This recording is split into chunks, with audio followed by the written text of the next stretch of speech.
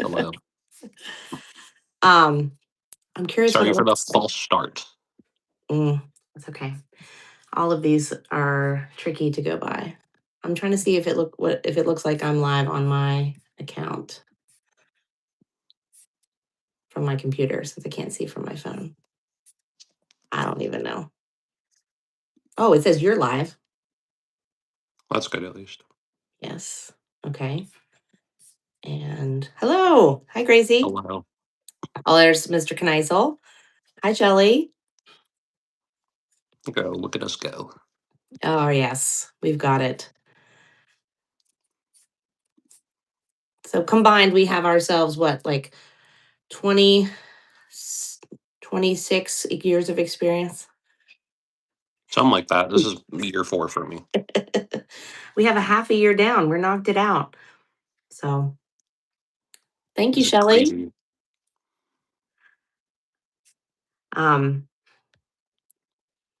Well, I'm glad that it's working on Knisel's end. It says there's only one person here. That's okay. Let me see if I can put something over on my channel in my community thing. Um,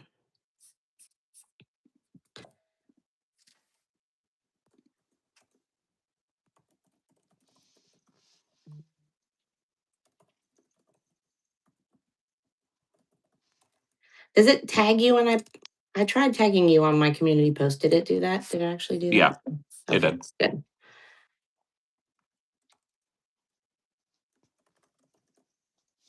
Okay, there we go. It says 5. Oh, I see 4. Maybe I'm considered one. I also see 4.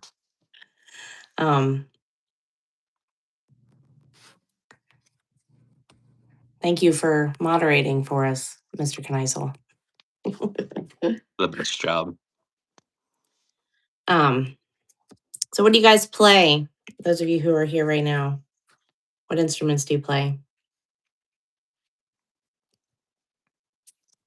Or do you have any questions for us? My thing is falling over on me.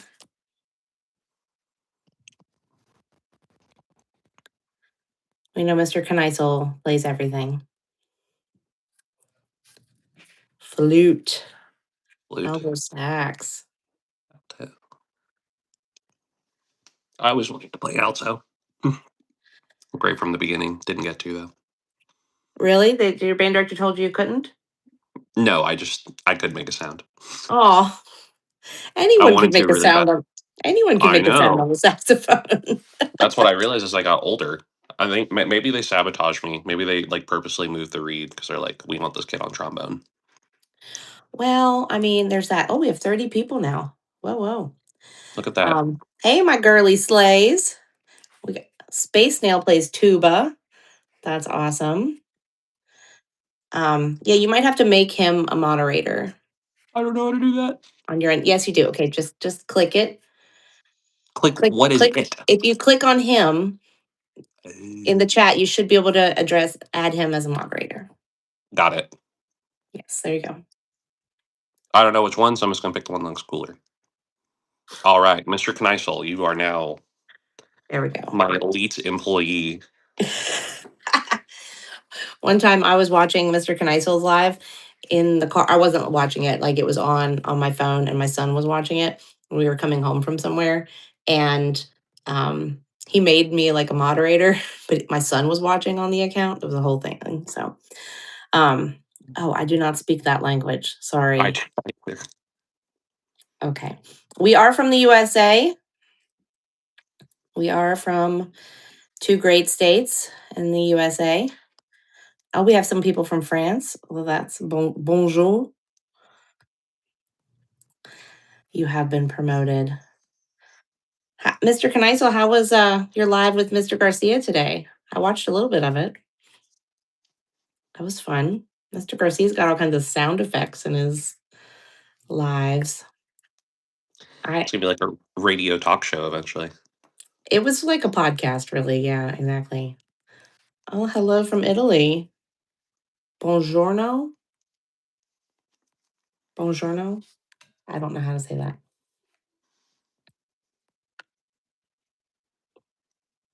From Zimbabwe. What Oh we my have the gosh. international live here today.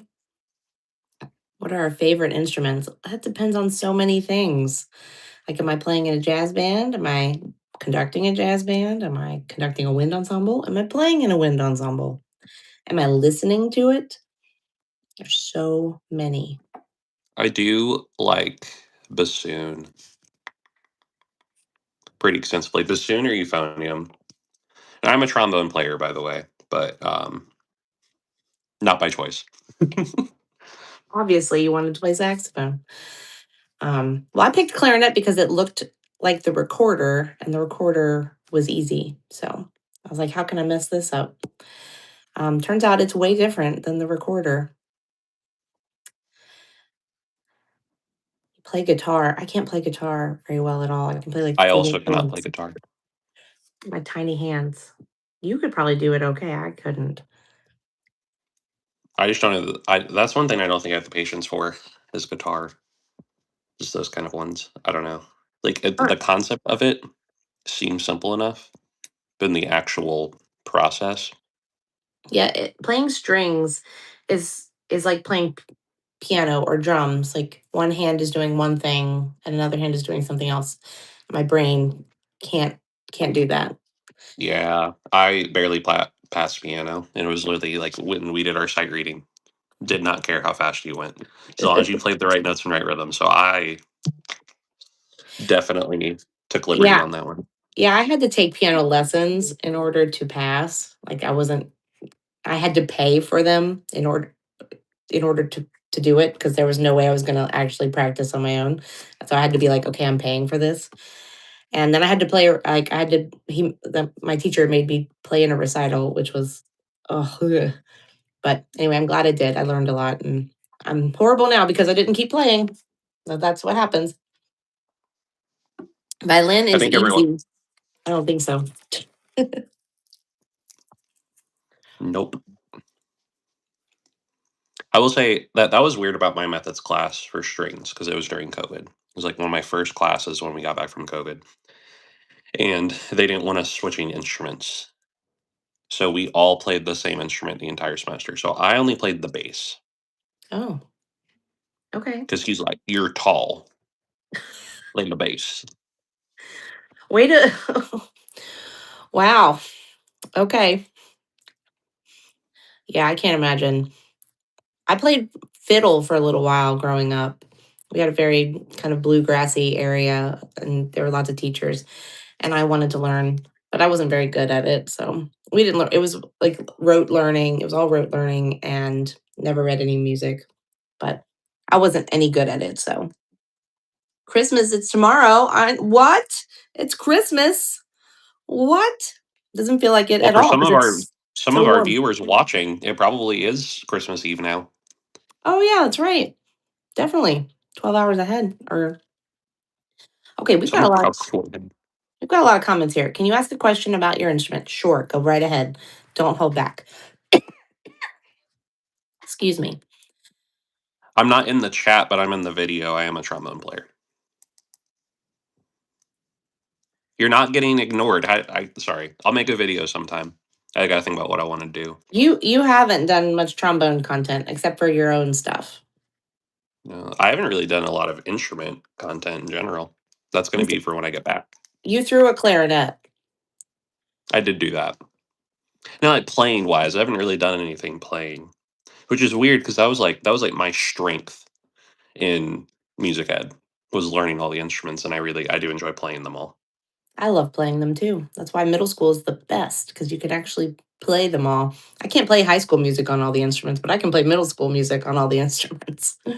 I could, let's see, most of the brass I could probably play high school level. Saxophone I could probably swing Ah, it, but yeah, as for like flute saxophone. and clarinet, No, oboe, no. I could barely play flute, like eighth grade level flute music. What's a good way to practice vibrato on the flute? I can't get it. Don't overthink it. I know that sounds crazy, but when you it's when you're trying too hard, I think, that it becomes difficult. Just let it flow. listen to people play vibrato. I know that sounds crazy too, but it helps my students. Yeah, it's the best thing to do is kind of listen for what you want to sound. Excuse me. I came back from Chicago with some sort of cough. So I've been on some cough drops for a while. You look like Bang Chang and Felix from Stray Kids. Okay. I know my students like that band. I have students that like the band Stray Kids. I do not know that reference at all, surprisingly. My general music students do a project where they I'll teach me Google about it. some band that they like. And I know it's an Asian K pop band. So apparently that's what you look like. Oh, Mr. Kneisel, thank you for keeping order. Yes, make sure you follow Mr. White and Mrs. Allen or subscribe. What platform are we on? Are we following or subscribing? We're subscribing. I did that the other day. Someone yelled at me. So my It band is director already unloading. my band director said when I first started playing oboe, I played the notes like this nothing. Does that mean I'm talented? Oh, you played the notes like it was nothing. I mean, sort of. Sometimes the instrument picks the student. So, There definitely been plenty of times that I've gotten notes out, but then it's refining it, making it better over time. So, which that'll just come with practice. yeah, But I good for you for getting notes out. yeah, and that's huge. Like when you try, that's why it's good to try all the instruments because you never know what you're going to make a good sound on. Hmm. And like I have a little girl right now who she wants to play tuba in beginner band next that starts in January, and she could not get a low note on the tuba. Her mouth is just too physically small still. Like she's just a very small little girl. Because all her tuba notes were coming out on 2 octaves higher than the note it should have been. So she's going to play baritone for a while, and then hopefully she'll grow into the tuba. So What is your question?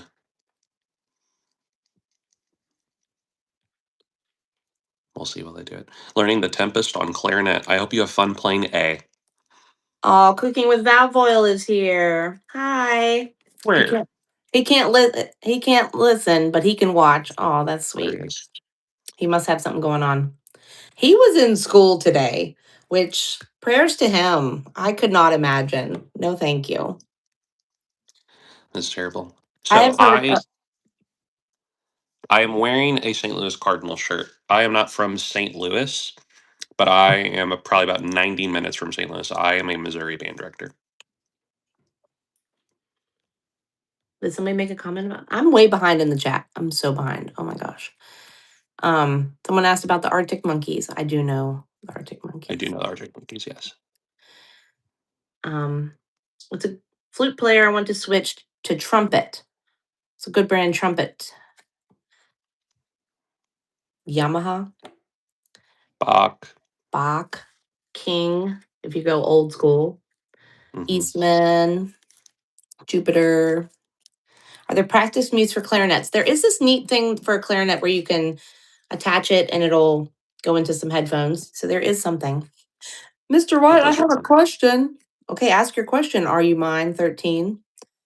That was what I was referring to, so they already did. It Okay. was if I am in St. Louis.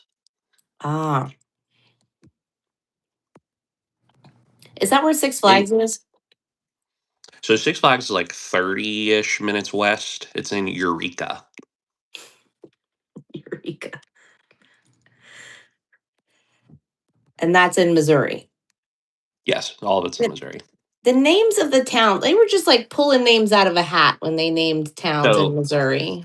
Let me tell my you. parents used to do inspections on mortgage for mortgage companies, so we used to drive around a lot in Missouri.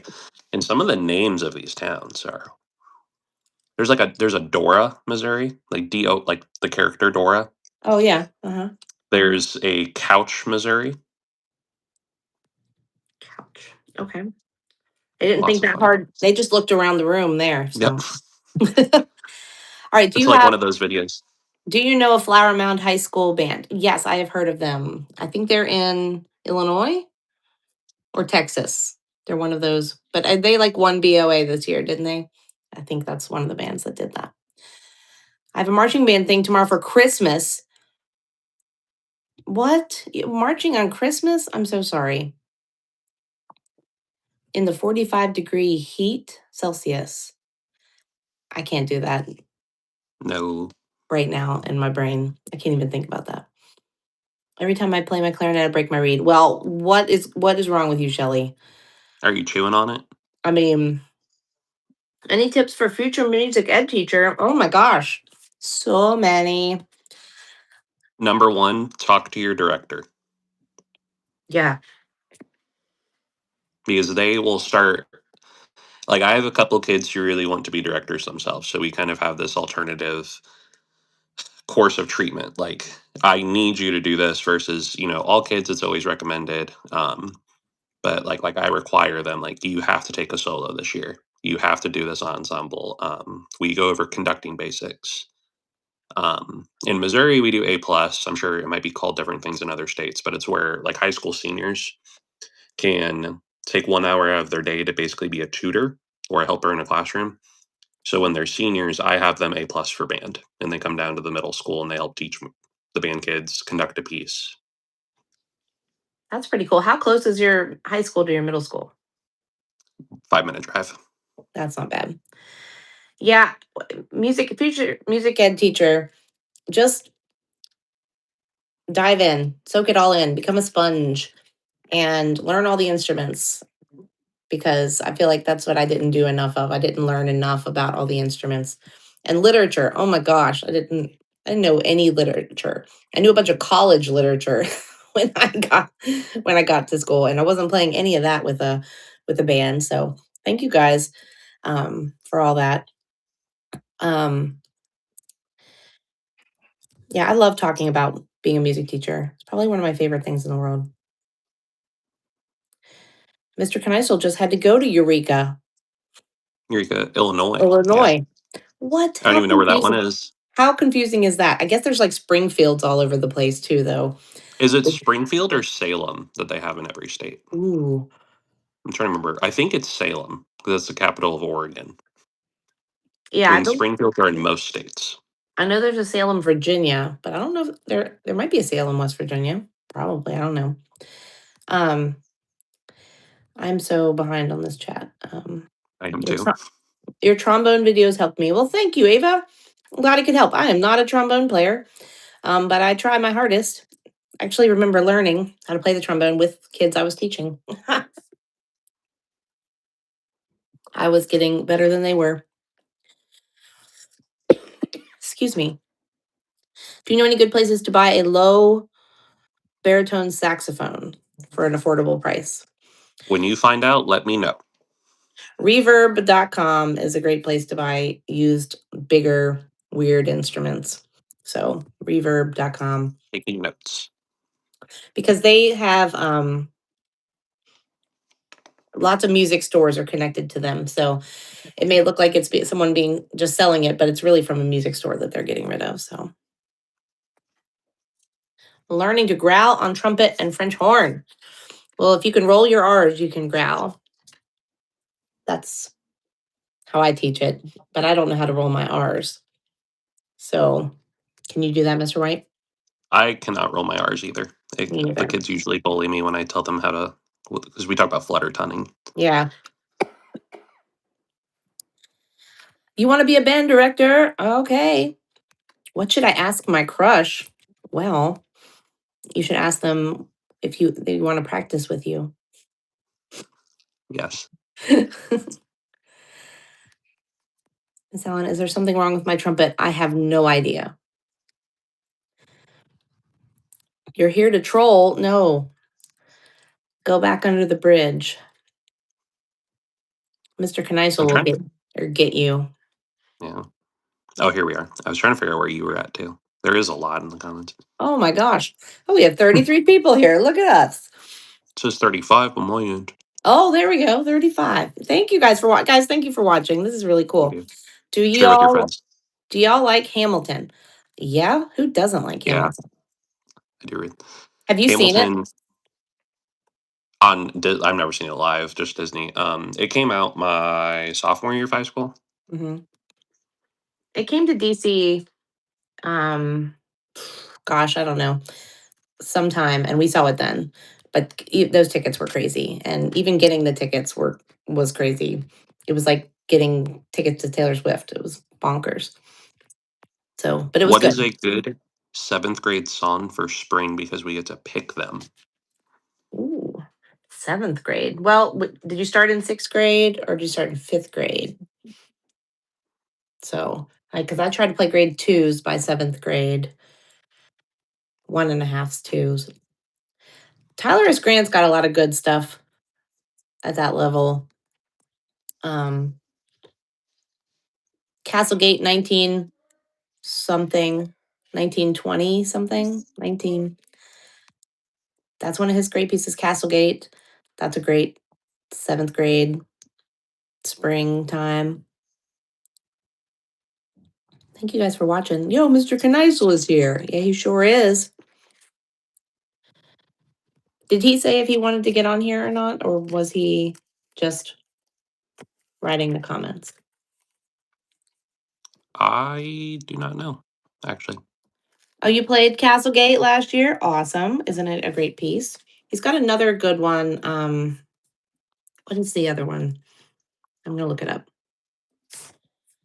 Something about Ghost of the Lost Ship. That's another good Tyler S. Grant piece. What y'all first year to be a band director? My first year being a band director was 2005, 2006. Mine was 2022. He's just a baby. I am. What's my main instrument? Guess. I've said mine a lot. Have any of y'all played Tripwire? Yes, actually, Yes. and I'm gonna play it with my seventh grade. I think at festival. I'm excited. We played Um, it last year. so I'm very excited, and I gotta find something else. I don't know what else yet because I've got like three tubas in that band, and you need a lot of low end to play that song. That band is like weirdly perfectly balanced. And I have an oboe. I have like five clarinets, five flutes, an oboe, four trumpets, three alto saxophones, a tenor saxophone, two bass clarinets, three tubas, three trombones, and eight percussionists. I mean, that's not balanced, but you know, Hmm. but I think that's pretty good. Oh, and one horn. So you just need like a baritone or two. Oh, I have two baritones. Sorry, I forgot them. Oh yeah, Yeah, then yeah, that's that's darn near perfect. perfect. Yeah. Yeah, So mine's a little weird. I'm pretty clarinet heavy now. I think it's no, because no, when I no. You first can never have too many clarinets, Jordan. well, Hush, especially Mr. White. when I got there, there was I'm gonna write it down. There's 41 kids in band in the middle school band when I got there because we do seventh and eighth combined, and I had four clarinets. So I made it a goal when I started recruiting to get clarinet players. So now they have 51 in the high school band, and 14 of them are soprano clarinets. Love it. What's your opinion on the Skiatook High School in Oklahoma? Well, you know what? They were pretty awesome when we heard them at Midwest, weren't they, Mr. White? Oh yeah, Yeah, was that the organ? that was the organ. Yeah, and that was Jordan's group. His your flute player, Jordan. You got a winner right there in your band. Oh, is that Sophie. the Mrs. Frickin' Allen? Yeah. I was wondering what the best reeds to play, plastic or wood. I think depends on, the player, but most of the time people start on cane reeds, wooden reeds, but Yeah. synthetic reeds are okay for later. How do your students pick instruments? So I love talking about recruitment and getting kids in band. What I did when I was in school, like joining band, is they had you do a mouthpiece night during conferences, but not everyone would go to those. So when I became a director, I was like, how can I make it available to every kid? So that's what I did is I just make every kid try out and they go to stations across the room and I'll have some older high school kids make notes or comments and then they'll bring it back to me. I ask the kid basically, what do you think you did best on? Then they'll tell me, we'll usually agree or we'll talk it out and then they leave with knowing what instrument they're going to play. Yeah, that's pretty much how I do it too. Um, I'd like to do it all in one night. I'd love it if they just would show up and we could just knock it out, but not every kid can make it. So, do you test your percussionists? Yes. I also, I also do. I make them pass. I'm glad I do. I used to We do not. like 3 playbacks for snare and then 3 playbacks for bells. Mm. What y'all's favorite marching band from a college? Ooh, I love watching the like HBUC bands. They're always a hit. I don't really have any favorite like college marching bands that I watch. I don't know. To me, a college marching band is always gonna be good. Like that's what I like. If I'm at a football game, that's what I'm there to probably see versus the football.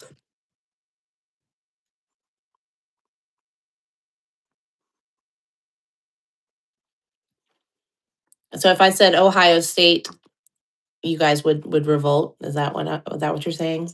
Damn songs. I know there's a huge rival there. I know the USC marching band from California is a pretty great band. They've been featured on um, a Fleetwood Mac album that I really like. They're pretty great. Could y'all listen to my band's recordings and give advice? What's your band? I'll look them up right now. What's I don't know if we'll have any copyright issues, but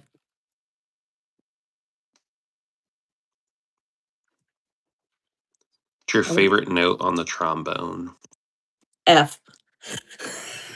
I actually don't like F. F is one of my least favorites. It's never in tune, It's not so you have to D. I'll tell adjust. you. I'll tell you, it's not D. Even though I think like Jingle Bells is the best way to get trombones to play D, right? And I always skip over it because I think it's not super important.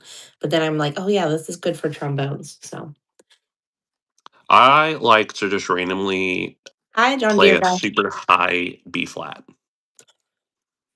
on trombone. Yeah,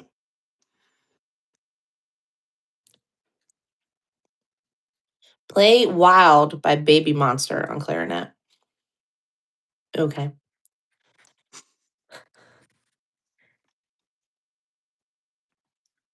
Oh, you had 7 clarinet players and now there's only 2. Oh, that's the worst. You're gonna have to sounds like carry. my the flute problem I had with marching band this year. Hi, Levi. You following Mr. White? You better be. Or subscribing. You guys, what platform are we on? I know. Getting this right. Tips for beginner piccolo. I have no idea. I um do not play piccolo. I'd say it's going to be unfortunate. First things first, make sure you have earplugs before anything. And then just practicing the same way that you do on flute. Just really try to find a nice center of pitch on all of them. And it depends on what you're playing it for too. Any tips for trombone players? Long tones, try to find the sweet spot in your sound. Listen to yourself play. Record yourself and listen back. The first time, I guarantee you will hate it, but then you'll slowly learn to appreciate it. Yeah, definitely. Hello, Aero Project Resurgence. Levi plays the baritone. I play the drums. Oh, we have a Jordan. Is it the Jordan Is though? it the Jordan? I don't know. Maybe. And tips for first year band: don't quit, don't lose your music, practice. Ask questions. I need tips on my trumpet. It keeps getting stuck when I play fingerings. So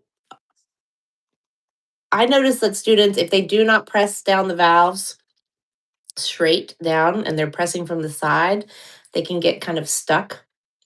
Oh, he is the Mrs. Freaking Mrs. Allen Freaking dude. Allen. Hey, Jordan. So good to see you. Thank you Full for name, by being the way. here. Oh man, I love how the world is so small, really, when you think about it. Like we were all in Chicago days ago, and now Yeah. here we are. But yeah, playing the trumpet, Finishing. Yeah. don't push your valves over because that can make them get sticky. The other thing is that when you oil, and this goes for all brass instruments, when you oil your valves or your slide, make sure that you clean off the previous oil, especially if you're switching products or if you have like there's like the Yamaha slide cream, making sure that you have like a mist spray to help dilute it. Okay, so tell me Help it about off. slide oil. So I'm gonna be really vulnerable here because I'm not a trombone player, but I use trumpet valve oil on trombone slides all the time. Perfectly fine as long as you Okay. clean off. So like I just get a paper towel or microfiber and just Hmm. clean off the outer slide. If I'm in a quick rush, try to get it done. If I have time and like on my professional horn, there's this like big, long, skinny rod that will come with some trombones. If you've never heard of it, it's okay because I didn't hear of it till college I when think I've my seen professor. it, but I've been like, why does that exist? Like, I don't know what it's for though. That needs to be a video from is cleaning a trombone slide. Because that would be fun. I have a snake. I have But one of those snakes that goes through. Is that no? boo, Okay. because it Okay. gets stuck and then it's a send to the shop deal. So Ooh, that yeah, was we don't something want I that. learned during my student teaching was get rid of the snake. Keep the Okay. mouthpiece brush if you want. Even then, my cooperating teachers like mouthpiece brush or use something else. What else do But you use? I don't. So I still use it. I haven't had an issue. But so you use that to clean the inside of the outer slide. So the outer slide that comes off, you use that rod to clean inside that one. Okay. So that way you get both sides of the friction from the slide. And then that's when you oil. If you have a cream, you need to dilute it with water, just that way it distributes evenly.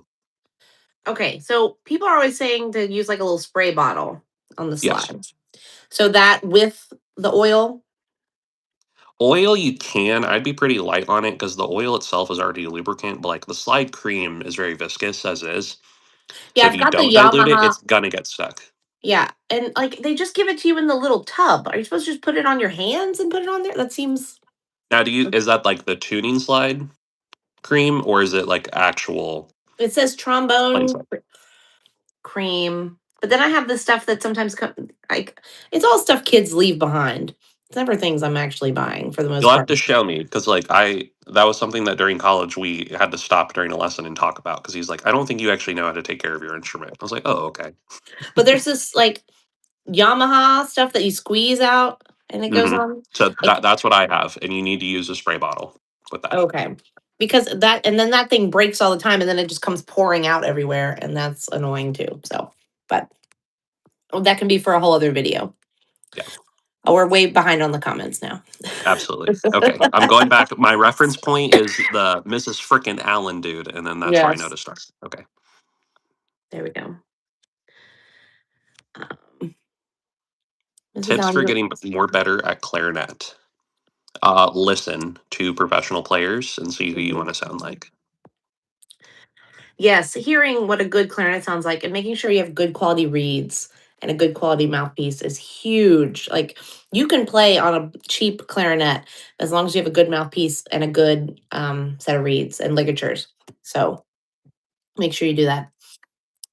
Jesus Christ loves you. Oh, he loves you too. Hey, my trombone keeps falling apart. I've only had it a year and it's brand new, so its tuning slide is falling out and slide keeps getting stuck. What brand is your trombone? Right. Hmm. That will be something we need to discuss. It might be user error. That is also true. Tips for getting okay, we got that one. How to play the grin, maybe the Grinch. My band room was wild on the last day of school. I can only imagine. I went to my I band wasn't there, room. so I would know. I went to my band room today to get a few things, and I was so worried walking in. I was like, "Oh my gosh, what is this gonna look like when I get in here?" And it was amazing. I couldn't believe how good they did. They cleaned up so well. I was so proud. Mine had a pretty good sub because we with Midwest, I was gone the last 2.5 days. So I'm sure my room is probably immaculate. Perfect. Like all the chairs were stacked, all the stands were put away. It was awesome. I'm gonna guess you didn't get a very good trombone. Well, maybe if it's already breaking, but it's a trombone. Like I feel like you could run it over with a car and it might still play. Like, Someone kicked my trombone for fun, like 15 yards down the football field, and it still played. It was a Bundy. hey, that's a tank. I love Bundy's. I know. I was that thing until let's see, it was my sophomore year of high school. I went to do a horns up, and one of the support braces like snapped and made my trombone like a vibroslap at that point. Just and I was like, oh, and my best friend was the drum major. And she comes over, she's like, Jordan, what's wrong? And I was like, it broke. It ain't got no gas in it. I don't know what to do. One time we were in a marching band competition and we had just done like it was the field was soaking wet. Like it wasn't a turf field, it was like a real football field and it was soaking wet and our shoes were all getting stuck in the mud, like people were losing their shoes. And someone lost their trombone slide and I remember like stepping on a slide and feeling like I was losing my shoes at the same time. Memories, let me tell you, it's the traumatic ones that you remember the most, Yep. for sure. Can you say my name? My name is Chase. Hi, Chase. Can I convince your mom to get you a drum kit so you can learn Caravan?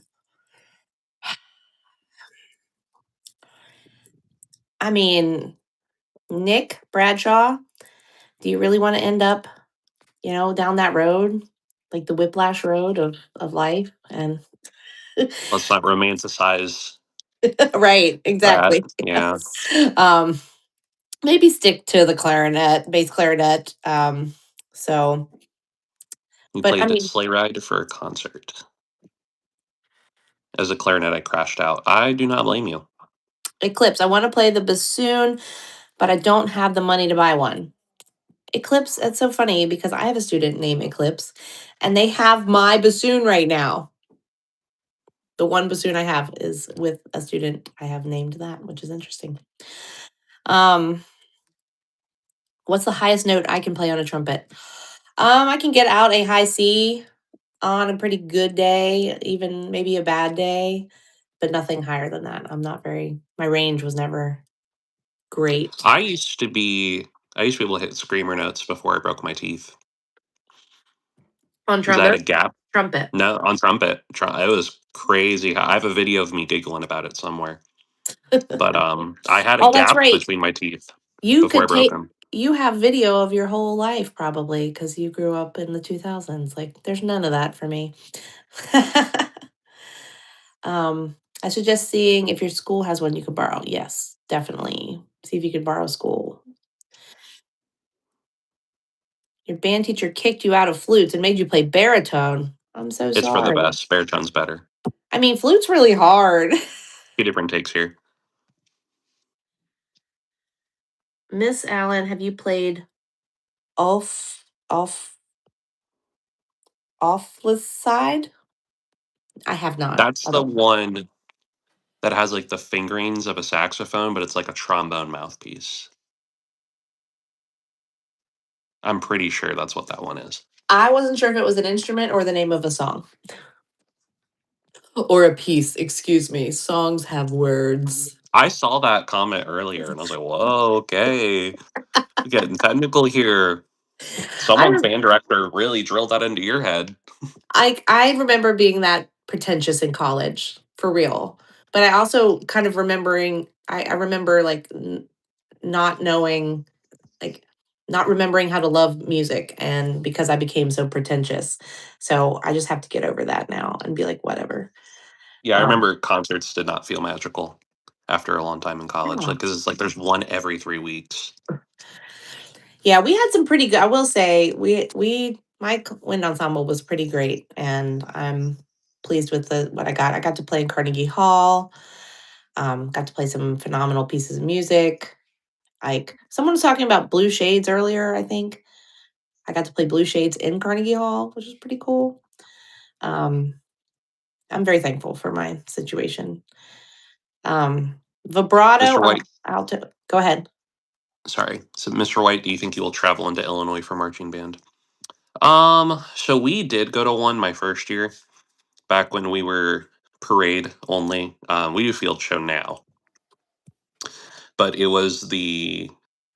was like a Mardi Gras parade, and it was on Halloween weekend, and it wasn't too bad, but it was also at like 9 p.m., pitch black outside. They didn't really have streetlights. It was kind of weird. I was like, this already feels unsafe.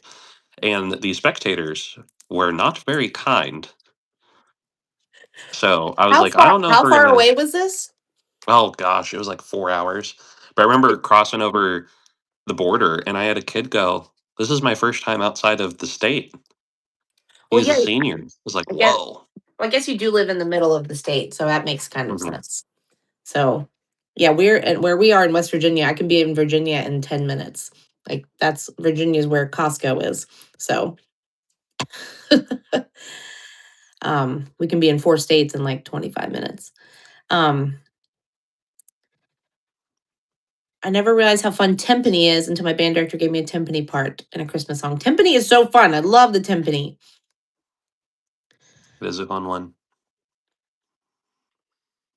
I'm house sitting and like the first hour is so stressful. I almost ran home. Okay, good luck. Get this man a drum kit. I'm so far back.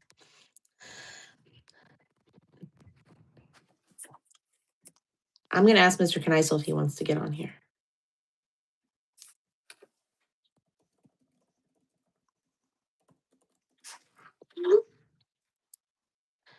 Um, do you remember where in Illinois you were?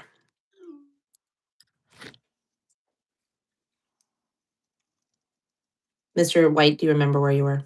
Sorry, I'm slowly catching up to that comment. Let me find it. I- It was Pinckneyville, Illinois, if I remember correctly.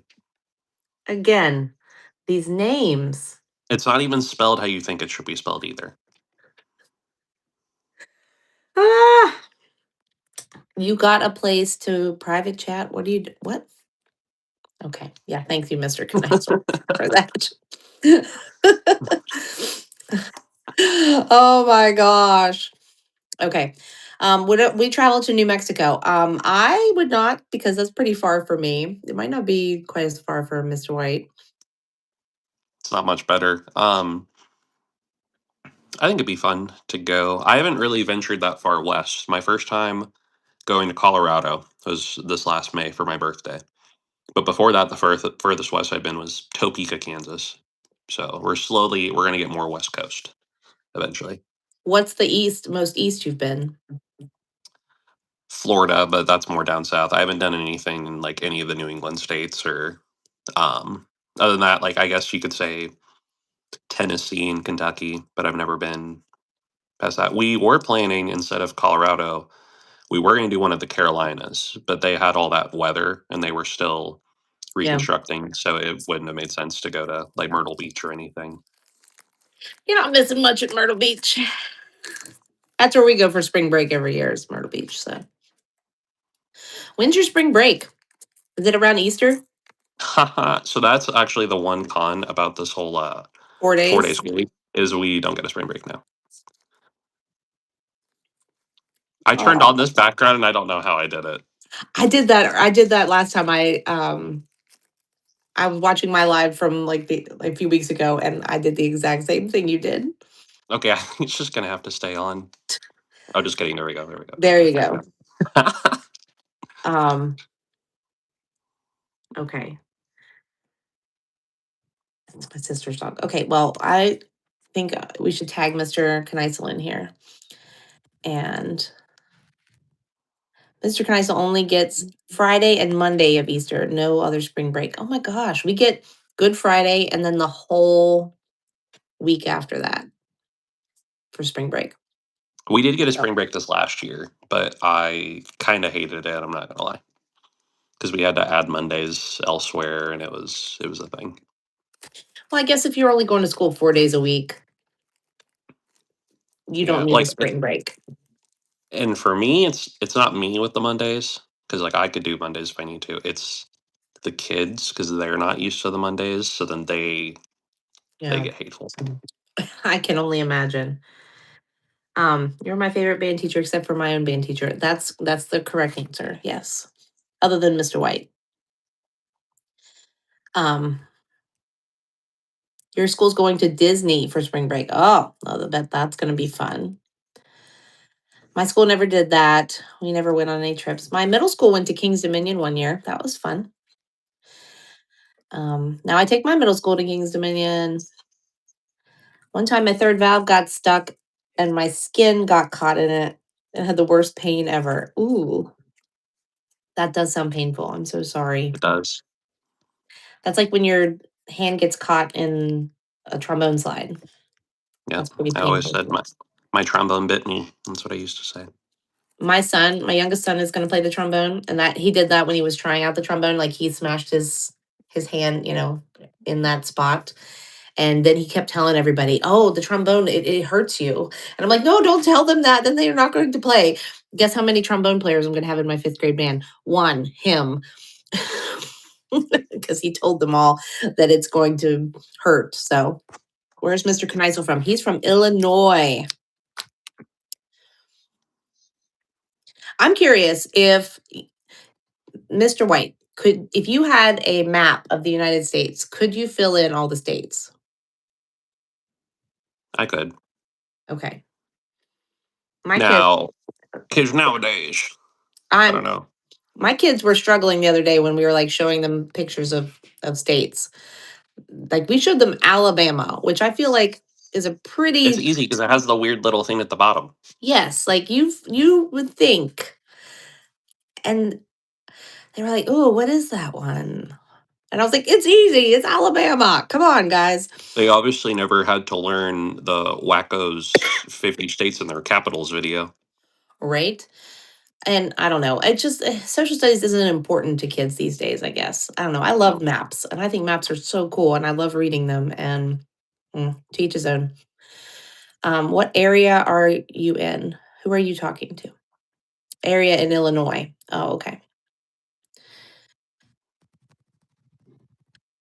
I am not in Illinois. You could fill in all the states and the capitals. Nice. Are you mine? That is excellent. What state do I live in? I live in West Virginia, which is its own state, turns out. It is not Virginia. So it is West Virginia, and it looks like this. Never been there. Well, you're missing out because it's beautiful. Oh, okay.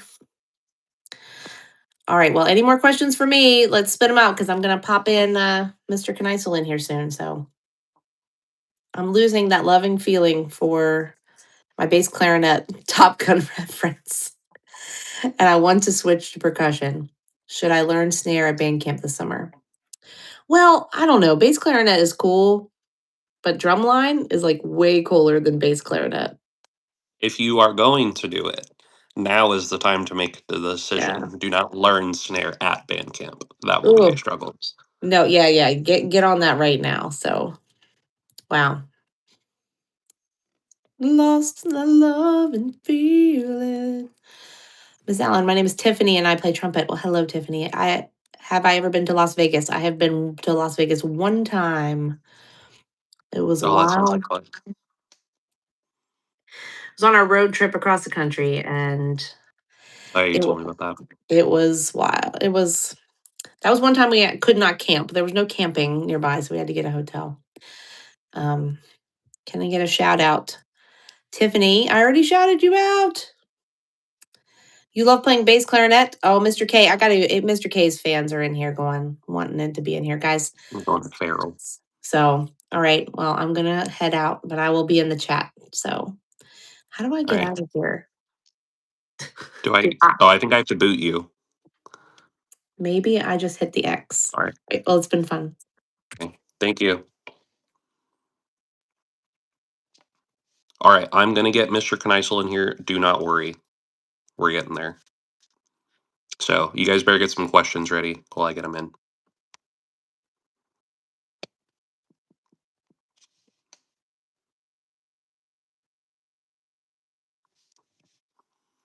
Mr. Kneisel is the goat. He's very awesome. It was really nice to meet him in person, I will say. Very personable, very funny.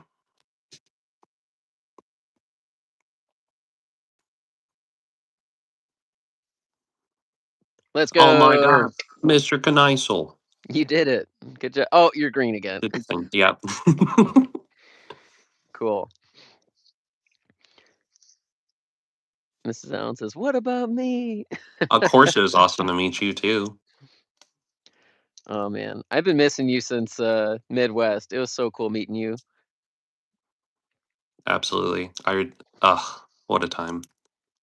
Man, everyone's saying Scott and Jimmy, let's go. Yep, that's me. Okay, yeah, I got the hat next to my new gong. You said you got that from Lowe's? Yep. The Lowe's was using that every time they sold an appliance. You know, it's like Long John Silver's. You get a good review, Hmm. you ring the bell. So they had one of those. They're like, someone sold a dryer, ding, and then they were like, okay, screw that, we're done with it. And they threw it in. They were like, here, go throw that in the dumpster. And one of my relatives was like, I know a music teacher. He would love a gong. They're like 150 bucks or something though, for the Yeah, little ones. The something, something insane. big ones are ridiculous. I don't think you're supposed to play it with your fist though. No, not normally. So I spent a good hour today trying to figure out how to make a Amazon violin work. Um, it was something. We I have like a couple in my classroom from when the previous teacher wanted to do like an after school orchestra thing, yeah. and I just have them. I Never use I'm them. imagining there's like 3 kids who kind of want to be music related in uh, college, and so I'm trying to, give them every opportunity, and I think they would just take that and run with it. I got them their own keyboard that's got like headphones, and they've just been swapping through like bassoon, oboe, tuba, all sorts of different stuff. And they just kind of take turns on everything, which can be annoying for the kids who play it. They're like, "Who moved my Barry sax?" It's like, oh, I think they tried it out. But then you gotta like make sure you're cleaning it off and not sharing reeds or anything gross like that. No.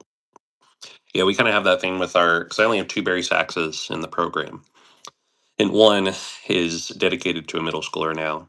So I have my Barry sax player marched bass drum this year. So I had an incoming freshman who played alto that was like, "Hey, can I try out the Barry?" And I was like, "Oh, this Yeah. works." And then another kid is playing the Barry for an ensemble in the spring.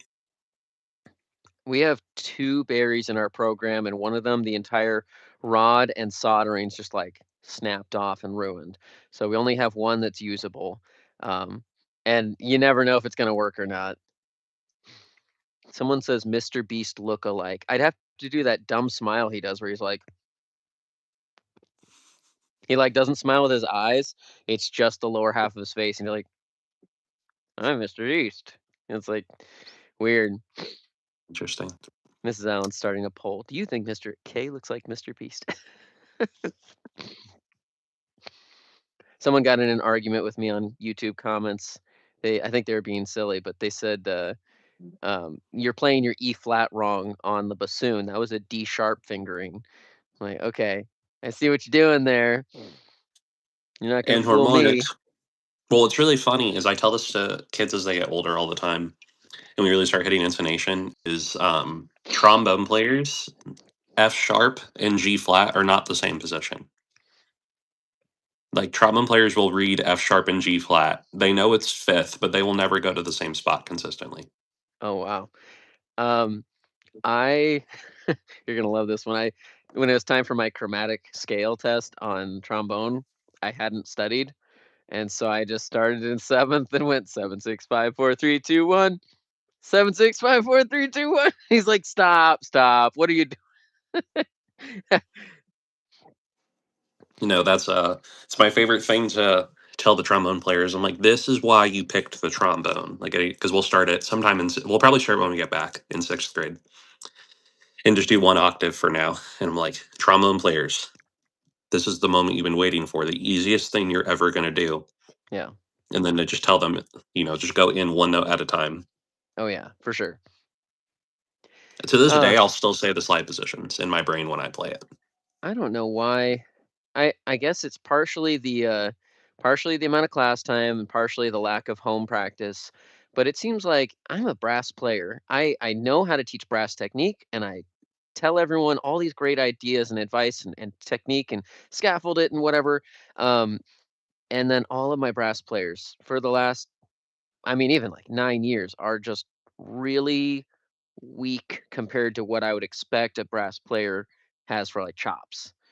Like they're figuring out the buttons, they're figuring out the slide positions, but it's like, where's the strength for the stamina, the range? Like none of it's existent. And it's like, am I just a bad teacher because I'm a trumpet player myself? Maybe I don't. Maybe I'm just expecting something that's unrealistic. Yeah, I think there have been times that I've been like that where I'm just like, I don't know what I'm doing wrong when I have like a wimpy brass player, especially trombone, because I'm like, Like everything's a B I flat literally or play lower. that. What's going on? Like, okay, get up to F. And they're like, and B flat again. Okay. No, they need more reps. Yeah, I think so. And I really like and I want to get my make music stuff going, but I think more realistic, more practical is like, okay, here's your method book. Make a tally mark every time you do it. Who's got the most tally marks? Don't lie. I'll know. That's a smart one. It's almost like my competition I'm gonna do when we get back on who marks their music the most. I have a really cool leaderboard. It's still up on the back of my classroom. I made it for there's a guy who has this whole program called Scale Wars.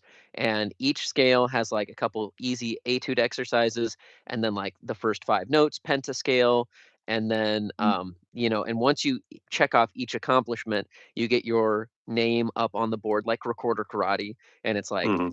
Padawan, apprentice, Jedi Knight, Jedi Master, Sith Lord, or whatever, and so I put up a picture for each one. Like the Padawan is like the scene in Episode 3 when Anakin holds out his lightsaber in the classroom. It's like that's where you start. You're gonna work your way up, but I just there wasn't time. I got it all out. I put it in the kids' hands. We started to try to go through it, and it's like, okay, we spent 3 weeks trying to work on stuff like this, and now we got to just rush and try to get our concert music done in a month and a half. Hmm. Uh, so do you teach recorder, right? I have, but when I lost my classroom, I took a break from that, and I also took a Mm. break during COVID. So I stopped for a while. I tried to bring it back, and it was okay. Um, and then yeah, and then I don't have my elementary classroom anymore. I will say that sometimes I'm glad I made the switch, and then other times I just wish that we did something different. Yeah, and you definitely need some earplugs. I have something really cool. One of my teachers, it has a husband who does 3D printing, and there's something that you can buy them as class sets or whatever, but um, 3D printed, it's like a little half moon with a notch sticking out of it right there, and it clips around the recorder right next to the tone hole, and if you put it in there, it will completely mute the sound, but they can still like press the and blow. And if you flip it over, it half mutes the sound and you can hear it just barely. They can hear themselves, but again, they can be sitting there even while you're talking and like practicing. And then when you say, okay, it's time to hear you three, flip your thing around, go ahead and play. And so I got like a couple of them and tried it out, but I didn't make an entire class set and I didn't kind of follow through on it. But it was a really cool concept. Hmm. It's like if you could have all your students practicing with practice mutes and then say, okay, you three, take them out, you know. It'd be interesting. If you had a big enough room, you could almost get away with that kind of nonsense. But then you'd be like, "Are you listening to me or are you playing?" I always tell the kids, see, I don't use like, I don't talk about like firearms, but I say it's like a bow and arrow. If you have the mouthpiece on your face and you're breathing, something could accidentally happen. It's like if someone took a bow, put the arrow on it, pulled the string back, and then said, "Oh no, no, I'm not going to accidentally do anything with it. Don't worry, it's fine." It's like it's primed. You're going to do something on accident eventually, so don't make any Yeah, noise I right now. always I always tell them, just don't look guilty. If the recorder is near your mouth and I hear a recorder and I just whip around Do you ever and the take away recorder's near your mouth, it's mouthpieces? probably you. No, I don't really, just because I try not to like show them that it comes apart, because then what happens is they start experimenting and they go, what if I pull this piece like halfway off Hmm. and I sit next to this person, it's pushed all the way in, and then I get the evil wah-wahs. So we have the saying in elementary music. We say, "If you play before I say, I will take your instrument away." And that's like the looming knowledge. It's like our rule 6 that we say repeatedly, even in kindergarten. It's like, I'm going to hand you 2 clicky sticks. They make a fun clicky noise. You have to wait until everyone has one. Then I'll go like this, and you can try it out. And whenever I go like this, you have to stop. Deal? Uh-huh, uh-huh. Say it back, say it back. And they say it back with me. We say the chant, we keep a steady beat and whatever. And then I give it to them, and someone inevitably picks it up and it goes, wham, wham, wham, wham. It's like you walk by, say, "Hey, Max, I'm going to hold on to these for right now." And everyone sees that you actually followed through on the consequence. Mm. And so they all know this. And I've been teaching these kids some of these for like 5 or 6 years. And we get to like fifth grade middle school, and I'm talking, and they go, and I say, "Please don't play while I'm talking. If I'm speaking, you can't have your mouthpiece up." And I walk over there, just take the trumpet mouthpiece and put it on my stand or something. And they're like, "What do I do now?" Press the buttons, read the music, follow along, earn it back. The recorder, I usually tell them skis, and then they just put it like on their legs, so there's no chance of them clicking. I'm pretty bad about taking it away if they make noise, though. I usually just give them the death glare, and then they go, "Okay, I'm sorry." Yeah. With just about any age, maybe it wears off at a certain age, but if you make a small example, a temporary example of someone, and then you can like, okay, here, everyone has their instrument now. You ready? You ready to try it again? And if they keep testing you and testing you, it's like, okay, you're gonna miss out on something. And I always save the fun stuff. At least I try it like in elementary and younger grades. I save the fun stuff for the ending. So we're gonna play a game, we're gonna watch a video, we're gonna do this or that. It's like, dude. They say, "Can you look at the chat?" Oh, dang it! I've been ignoring the chat. There's a lot of Oh, me planets. too. Why was Mrs. Allen so excited about a ukulele? They make Oh, because recorder I reviews. said, Yeah, that's what I was talking about. yeah, I said something about not wanting to do recorder some I, days. I'm pretty decent at your basic like 8 ukulele chords, and then anytime I need to transpose, I can do all of the chord progression stuff in my head and just move the capo down. I I'm not translate good at that. ukulele. I translate all that into 1 4 5 1 kind of stuff. Minor Mm. 6, uh, and then I can just imagine those chords in relation. That's again where like I teach the scale degrees. Mr. Garcia and I were talking about that. I teach scale degrees for my beginner band. Like they get their first 5 notes page, and it's got giant. I think Ms. Allen uses the same one. It's got the really giant like font. It's got the buttons and whatever and keys, and it's like, okay, play 1 3 5. 1 2 3, and then you can sing it to them, and eventually you can trick them into playing some of the songs. They play it by rote. Then you put the notation in front of them. It's like, okay, read hot cross buns. And they're like, "Oh, we just did that. We can totally do this." Now you're reinforcing the reading with the playing.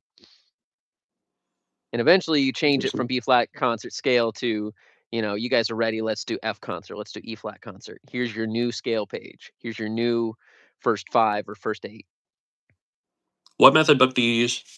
I've been using Traditions of Excellence for a while, which I I almost kind of regret forcing a switch. I learned on Essential Elements 2000. Hmm. It was great. And we experienced this new book, Traditions of Excellence. It was like the upgraded standards of excellence.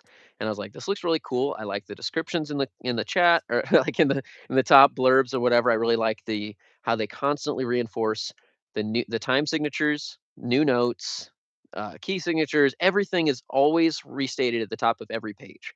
Like, here's all the relevant information you need.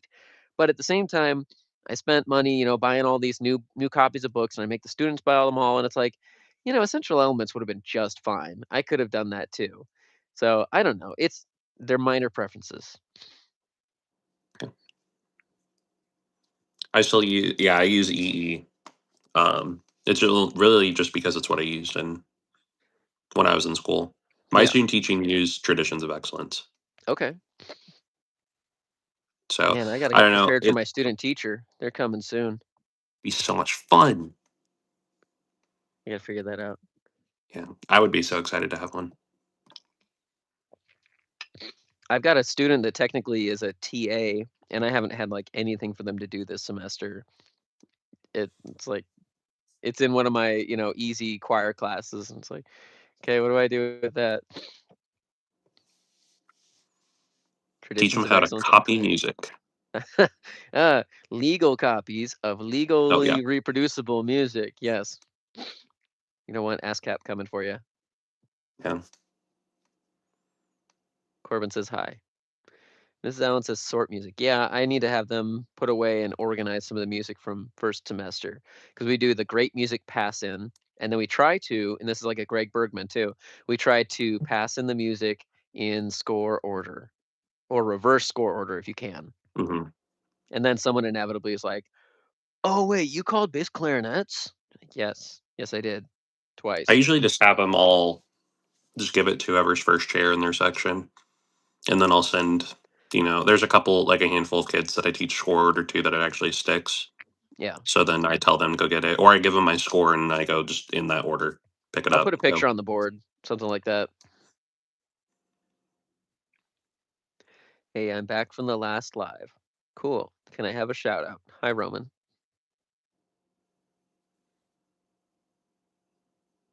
Shout out to Roman.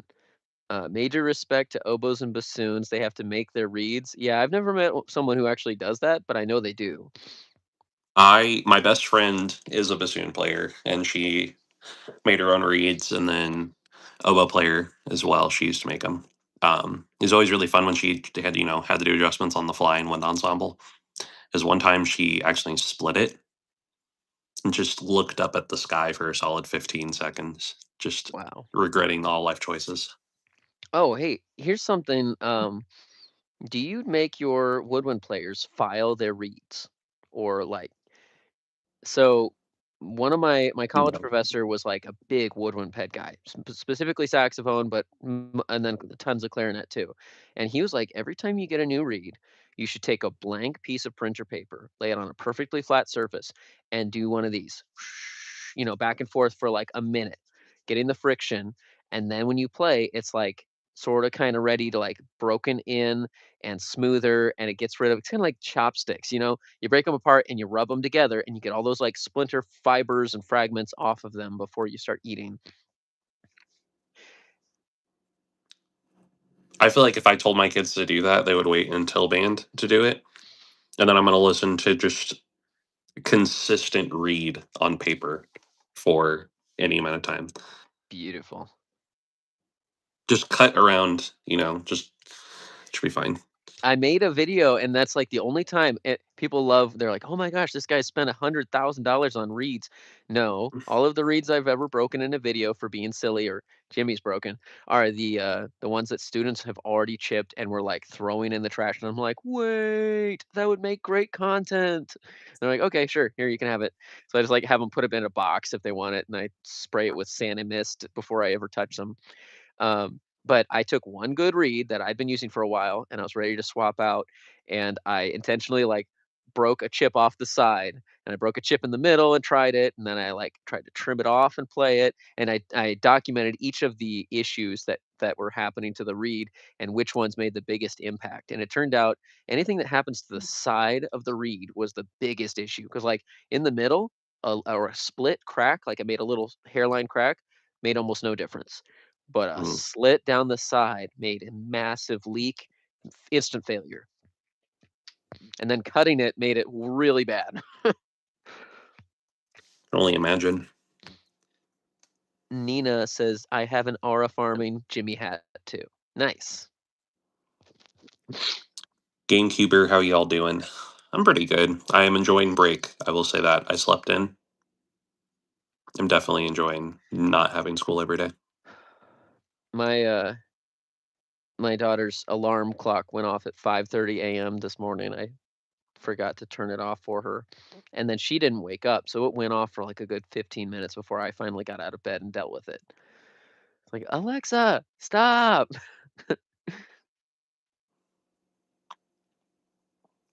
That would ruin my day. It was really annoying, and it took me like 30 minutes to fall back asleep. I actually haven't seen my sister file her read, and she's really good. I think they even sell like I've seen some really cool reed cutting devices. It's like you put it in and then close the lid and you like slide this razor blade around and it makes a perfect shape, but it shortens the reed so it's going to get a harder strength. It was some, old invention they sold. Mrs. Allen says, "What's your craziest concert experience?" I've had some people passing out. Um, there I have. Hmm.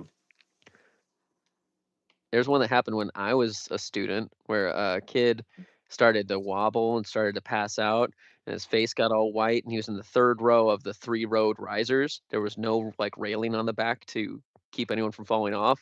And so mom saw that he's doing one of these and like going down.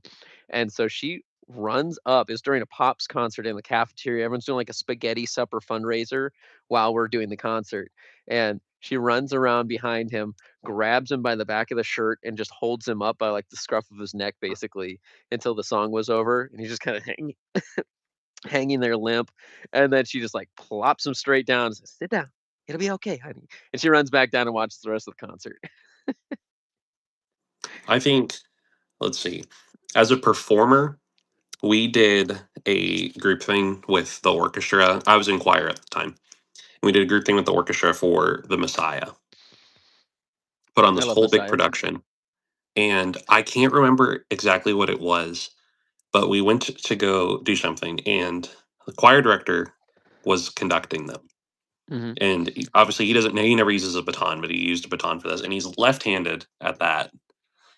So everything's all weird. He goes to count off, and there was a cello player who, for some reason, did it in like cut time, and then everyone started following him. So all the cello players are at completely different tempo than everyone else. Everyone that's singing is like, and this is live streamed and everything. And eventually, the choir director just cuts off at the concert, turns around, and goes, "Sometimes this happens, but it won't happen again." And then turned around and looked at everyone, and I was like, "I will never do that. I think I'd rather just suffer."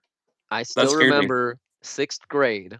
It was our like second concert of the year, or maybe our first concert, and we had the song Rainbow Rock. He was a tuba player, and he was teaching our tuba. So we had like two guys. One of them was named Garrett. Why do I still remember this? And and they went and started playing. And they were supposed to go boom, boom, boom, boom, boom, boom, boom, boom, rest, dun, dun, dun, dun. And like the first rest, they blew right through it, and half of them split. And there were like three or four tubas.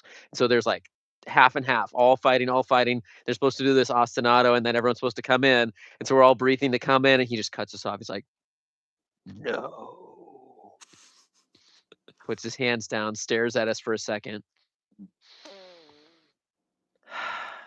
Hands go back up, and we start over. It's like, no. Well, I had a as a teacher, my like craziest concert experience. It was my finale concert for my second year. So this is about a year and a half ago, and we tried to be ambitious on this one. They wanted some fun music. I couldn't find anything that went with our pieces we were doing for Six Flags because I just like to keep it all the same. I don't want to learn seven different pieces at once. Yeah. But I wanted another one for the finale concert. Um, so the kids are like, "Why don't you write something? Why don't you write something?" And I was like, "How about I arrange something?" So I had this trombone octet that I did for a recital. I was like, "Let me make this into a band arrangement." So I did that. And then we did a percussion ensemble. Well, we didn't have the availability to do a rehearsal in the gym that day. Like normally we do Okay. it during our band class, but we couldn't do it that day. So we didn't play until the concert. And we're out there, and my sixth grade band did great. That was the first time we ever played a piece all together. So this is the same concert. Had a really good experience with that. Everyone in my band program playing at the same time. It was like 100 kids. Then middle school band did really well. We get to high school, and I'm conducting through some stuff. I'm like, there's like parts missing. Like I can guarantee it's just awkward silence or like people playing random times. So then I get done, cut off the first piece. It was the Sandridge, and my snare player just looked at me and smiled, like, and I'm like, why are you smiling?" He's like, "I Didn't have don't any have sticks? music." No, he's like, "I don't Oh. have music." So he was really good about kind of remembering it, just the rhythms in between. But there's a couple parts that I wish I remember which one it was. I'll have to look, but where it's just one measure of just snare. So Yeah. insert 16th note fill here. Well, he wasn't the only one. We get to my piece, and it's called a song for Japan, Okay. and I'm conducting through it, and it has a lot of like just mini solo parts in it, just because that's how it was in the arrangement when I played in college. Random awkward silence. I had a bass clarinet player who didn't bring her music, so she's like, "Oh, let me read off of the Barry sax music," and I'm like, "I don't know how that makes sense because you're not in the same key." Um, Half my trumpets didn't have music. Like it was a vast majority where I was like, "Why do none of you have music?" And I honestly thought it was like a nightmare. No, it was real life. Like they were playing from memory. So I don't know, and a lot of them were seniors, so I don't know if that was like a senior prank or something, but that definitely stressed me out. So, Yeah. I did a goof once where I got up on the stage. It was like our 5th grade, first showcase. They're showing off that they've got their first 5 notes. They're doing, Mary Had a Little Lamb kind of stuff, just like Go Tell Aunt Rhody. We're playing some of our first pieces just to show that we made some progress so far on our way there. Which I think I should do earlier in the fall so we can do some real stuff by December. But mhm. anyway, I messed up the order. And I was like, "Okay, guys, and Go Tell Aunt Rhody, and 1, 2," and they're like, "Wait!" Because they had prepared, like, Mary Had a Little Lamb instead, and then it was like, Mary Had a Little and then Go Tell Aunt Rhody, and so, like, half the kids were, like, panicking, and so half of them didn't play when I started, and so we, like, made it through with, like, 3 or 4 kids, some kids really strong on the clarinet, and I was like, "2nd time around, 1, 2, finish it out." Um Oh man, some people in the chat are saying, "What's your favorite Scott and Jimmy?" Mrs. Allen says the ghillie suit one. That's a great one. Um, Someone else said he's recording with the Meta glasses. Well, I'm not using the camera, obviously, but I'm using the microphone and the headphones. That's how I'm hearing him without an echo. Every time I'm playing something and there's a quarter rest, I hear my band director's voice screaming "rest" in my head. Good, Definitely. I make good. them It's like some stuck. Sometimes they'll kick out their leg. Like you're tapping your toe, you get to a quarter rest, boom, kick out your leg like out in front of you. And if you accidentally kick a stand, whatever. And then eventually you try to stop that habit. But it's like it's really Mhm. everyone's kicking. You're like, oh man, I missed that one. And you can visually see who was doing it or not. We do. So we'll use the essential elements book for a quarter, and there's one called Hop Old Squirrel, and that Yeah, I one teach just that has in a ton of elementary. rest. So we do a stomp just to Okay. teach them about doing something in the rest, and it just makes it fun and interactive because we'll do individual belt checks. So the rest of the kids, as they're following along, they'll do the stomp with them Yeah. just to kind of see where they were at. But that helps them. So then some of them keep doing it, and then I just tell them every single time we do a belt, like, "Oh, quieter on the stomp, quieter," until eventually they stop doing Just it. tap. Tap your toe inside your shoe like SpongeBob trying to start the gas. I don't know Big about you, toe. but my let's see, I can't remember. It was my fifth or sixth graders. I made a SpongeBob reference, and they had no clue what I was talking about. I have had similar experiences because you have to think about this. This came out, 20 years ago. Came And out May 1st of 1999. yeah, and like all of the episodes that I'm watching, are the early 2000s ones because after about 2005, I lost interest in all the new stuff. it changed its flavor, it changed its animation style. The voice actors are still there, but it just doesn't feel like SpongeBob, and they made it way more childish and babyish, and they turned him from someone who's like down on his luck and makes some silly choices into just an immature baby kind of character, like some of that in the new content's really weird too.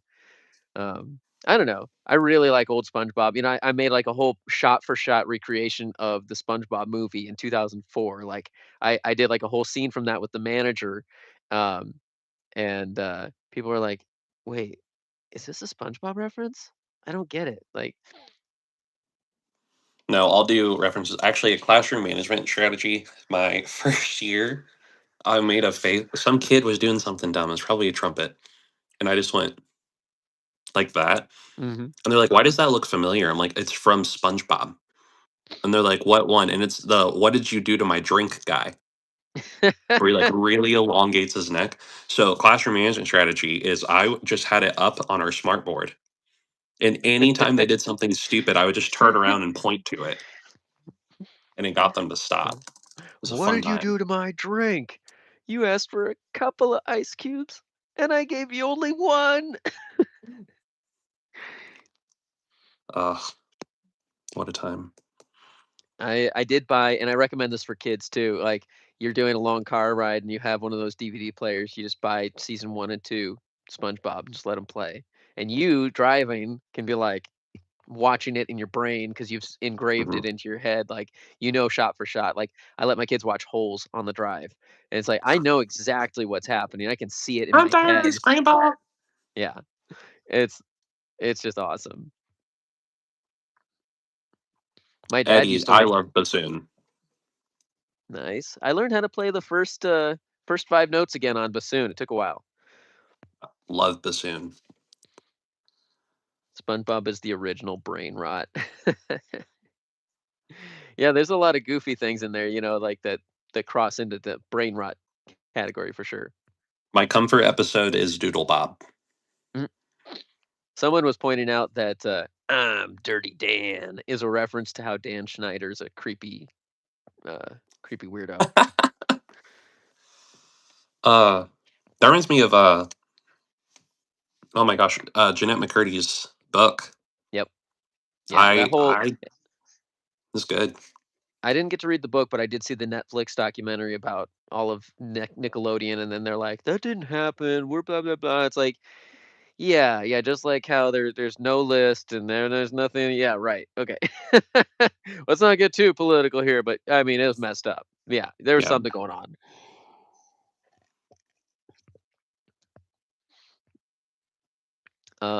Do I know of the Pokemon Wooper? Yeah, I've been playing Pokemon since Pokemon Red. I played Silver. I took a Oh, little break, red is good. played Leaf Green and Fire Red, Pearl, um, Black. Yeah, he was number one.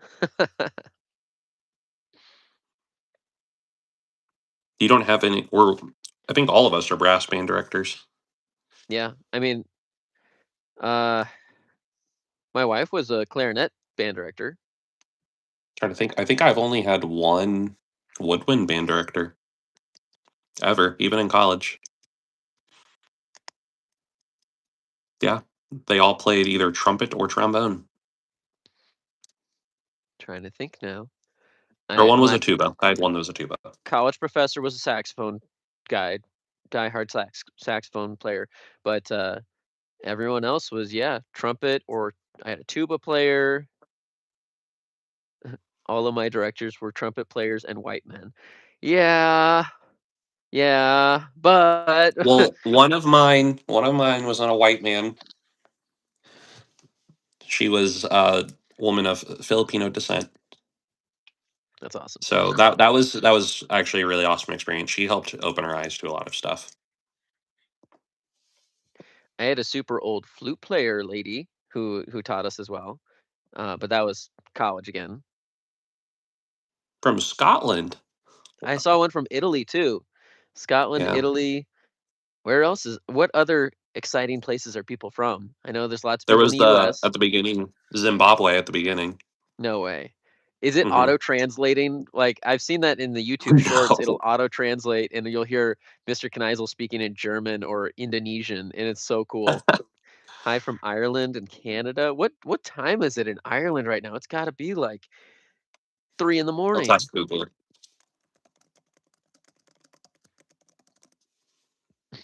It's 12:30. Wow, go to bed. Thank you for watching, everyone. What questions do you have for these band directors? Ooh, good questions. What kind of questions can you ask? Hurt my brain. Ask the tough questions. Oh, Favorite instrument? people will stump me all the time with easy sounding questions like, "What's your favorite Mm. band piece?" I'm like, "Oh." Yeah, because then you gotta go through the catalogs, It's it's like, kinda like when a of kid what asks you. genre? Like, ones that I've played, ones that I've directed? Like, if I was talking about ones that I've played, probably like Machu Picchu, Ride, um, Vesuvius. There's some really cool ones. Yeah. I so, like, I made the TikTok account, like, right as the trend of, like, these are the pieces that I recommend as a blank. So I did mine, and my top one is there's an arrangement of Egmont for band by Beethoven. Is Okay. is my happy place. But other than that, things that I've played or conducted while teaching, that one's kinda tough. There's a march called Mighty Might. We're doing it again this year. This will be my second time doing it. Okay. It's a march in a minor key. It's pretty fun. The lightning bolt says, "Are there songs you wouldn't play again?" Yes. Um, Yes. there's a lot of like I was looking for something easy enough to be attainable, but maybe would teach some of the goals that I had set. So it's like, okay, these kids haven't had any experience to any jazz. Let's do something with a swing rhythm. But it was some no-name beginner book, kind of thing. And it was just really, once you've already invested enough time, you couldn't exactly like stop because you needed to have something to show at the concert. And it was just a bad one. It's called like Swing Town or something. Yeah, It went ba ba da dee da dee da da. I have 2 that I was just like, "I can never do these again." Some of them are it's just because of, like, I just didn't vibe with it. Like, I very rarely pick out a piece of music that I just don't vibe with, but I just needed to have. I don't remember who they're by. I know it's bad too, but, like, one of them's called March of the Magical Toys. We did that for a Christmas concert, and I was like, Yeah. "This I just don't vibe with this one." And then, Woodside Fanfare. It was one of the very first pieces I did as a director for my 6th grade finale concert, and they're freshmen now, and they still bring that song up, and they just giggle because they know I don't like it. Oh, yeah, there's a lot of songs that don't pass the vibe check, and I get fall. I still now I was just saying that on Mr. Garcia's live of where I still feel like as someone who's year 9 and I've been trying to research and listen and expose myself to more pieces of music, I still feel like I'm just guessing out of a pile of so many options. So, having those good recommendations like you guys were giving us some really good ones. Um, which I have to think within my budget. I might only get, 1 or 2 new pieces, and then I have to use things that I already have, Mhm. or free, but, legally free. I've got several websites that have public domain music. Um, but I still just feel like I'm picking it out, I'm listening to it twice, I'm looking at the score, and I'm like, I guess we'll try it." And then once I actually have it in their hands and we sight read it, it's like, "Ooh, do I keep going with this or not?" I just try to find something that I think that they'll buy in on, even if it's not for their instrument, like, they can learn to appreciate. We need to have a band lit club, like a book club. Oh, man. Yes, That that would be would be like fun. the song of the week or the composer of the week, and you just each get an assignment, like, go find your top 2 or 3 pieces by so and so. And you could do, like you could feature all sorts of people who aren't featured very often. And you can do a It'd varying be styles and it'd be so interesting if in our group chat, we just all decided that for a concert in the future, we all just program probably not the same piece because 'cause that'd be difficult for all of us to do in some capacity. Because some are only high school, some are only middle school. But yeah, if we all did something by the same composer, that'd and be then we had cool. our little lit club. Shout out to Randall Standridge. He's a homie. Gotta Oh, love yeah. him. Oh, did you guys see Tyler S. Grant reposted my TikTok about the 6-7? Yes. Oh my gosh, the amount of people that either I don't know, like it's people that I guess I don't have on any social media or from college or what have you that we just haven't connected in a while that have seen that video and have now reached out to me about it. They're just like, "You know him?" I was like, "Yeah, I know him." That's so funny. People are like, "They actually did it. Oh, Mr. White's being held against his will. You know, Mrs. Allen looks like she was forced to do it. She was the most enthusiastic one." Someone said, "You're supposed to do it slower." No, but yeah, places to be. It's a good thing I we were sitting in the back though, because we were sitting any further up, we would have gotten some. We already were getting some pretty hateful looks. Were we really? Yeah, I think some people just turned around and were like, "What are they doing?" We were being quiet, but Yeah, we were. it's like, "Psst, guys, look on the screen. It's in."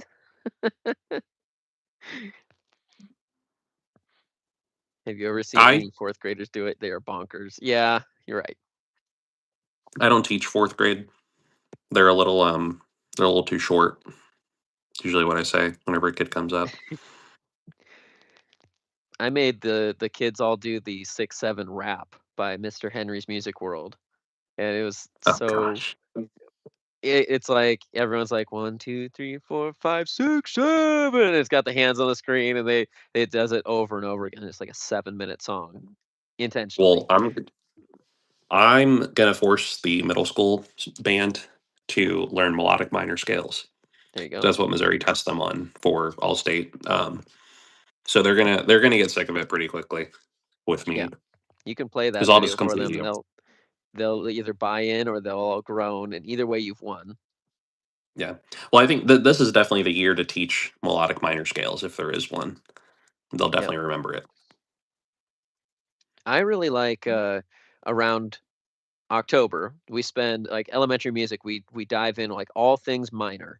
And so we go to like minor scales and songs that are spooky or sad or just cool. You know, video game music, you can introduce so many different pieces and you relate it all to what if we took a song that was major and flipped it into minor, or vice versa. And you just change, 3, 6, and 7 out of the scale degrees. And you can basically flip anything into natural minor. Um, and so we do that all the time, and it's kind of fun. And I think it'd be cool, like with that Doom Star or Black Star Alpha, you could just take Mhm. songs like Twinkle Twinkle and rewrite them super fast. Okay, kids, play it like in major. Now play it with these accidentals. Now you have a teaching technique to teach 3 new notes, possibly. We did that. So like we'll do a warm up routine pretty much the same every day, but I'm gonna switch it up when we get back. But if I ever get bored, I will tell them, lower the third and the sixth, and let's see what that sounds like. We'll do a round with it too. And it always is very, very spicy because some kids will forget too when they're on their way up or down. Sure. Then you got minor seconds against each other the entire time. So when I get back from break, here's 2 things that I'm going to do right away with my students in 6th through 8th grade. They are going to start playing the the melody sheet from Doomstar. That's oh, I've got his name written down, and I took a picture with him. He was in that reading session that did Valkyrie, same guy. Um, Matt Newfield. there it is, Matt Newfield. And so I'm going to have them using that melody sheet almost like it's a method book. We're going to go through that without the piece in their hands and just keep practicing each of those pieces, each of those parts and melody lines and bass lines and stuff. And we're going to pair that with the foundation series, like the Harry Potter foundations or the whatever foundations. And I'll print them out for the kids from Make Music, get them in their hands. And it'll be like what I wanted to do of like, we're going back to basics, we're doing method book stuff, but it's not the method book. They don't have to go find the red book that they trashed. They don't have to go, whatever. Um, and I'm hoping that will be enough of a refresher course that we'll be doing better. And then I'll take some of that advice and be tuning, listening to the kids, tuning and recording and playing back in short segments. Don't forget to do the concert F for 25 minutes. Yeah, that's our whole rehearsal time. We're getting an extra 5 minutes a day though, because it That's was good. it was a 30-minute period, 32 minutes, I think, and we had to spend a solid 8 minutes at the beginning. It's gotten faster, more like 6 minutes, but it was like a solid 8 minutes of the teachers all getting all the kids in the gym, taking attendance, seeing who had to get pulled out for missing assignments, and then we'd pull the kids and walk down to the band room all the way on the other side of the school. And then they'd set up their instruments, and then we'd start playing. It was like, okay, can we do something different? And so they're going to let them come straight to my room, and I'll call down with attendance every day, and we'll work with that. That'd be better at least. Potentially could save me at least 5 minutes a day, which it would add up a lot. Mhm. Tammy says, "What are y'all talking about? What do you think?" Use your context clues and critical thinking skills. What instrument are you the worst at? I mean, other than like guitar and violin, if you're talking about band instruments, probably like bassoon. I'd say mine's probably either flute or French horn. I got put on French horn a lot of times, and it started in college. And they said, "Hey, we need a horn player, and you're a solid brass player. We already have enough extra trumpets, so here's a single horn." And I was like, "What do I do?" They're like, "Just play it like it's trumpet. And whenever we're playing the B flat scale, play your F scale instead." Okay, all right. And so I worked with that for a while, and I'd always have to have like a tuner sitting there because I'd be playing the wrong partial. And then someone handed me a double horn. They're like, "Okay, now play a double." And I'm like, "How?" Like, I don't know. Figure it out. Here's a fingering chart, and I never figured it out. They kept saying, Yeah, "Oh, it's just like mine. trumpet. It's just like trumpet." It is not just like trumpet. I did not No. get that. And then No, I I. got a couple gigs playing Messiah, like 3 years in a row, playing French horn for Messiah. And I'm like, "I'm sorry, I'm not trying to mess it up, guys. I'm doing my best." Yeah, no. It's really not just like trumpet though. Like everything, I kind of memorized the fingering sequence pretty quickly. Like I taught myself trumpet in high school because I tried to play like one of my trombone audition etudes on it. And I was like, oh, what would this be on baritone? And I put down the fingers and I realized very quickly it's the same fingering pattern. Right.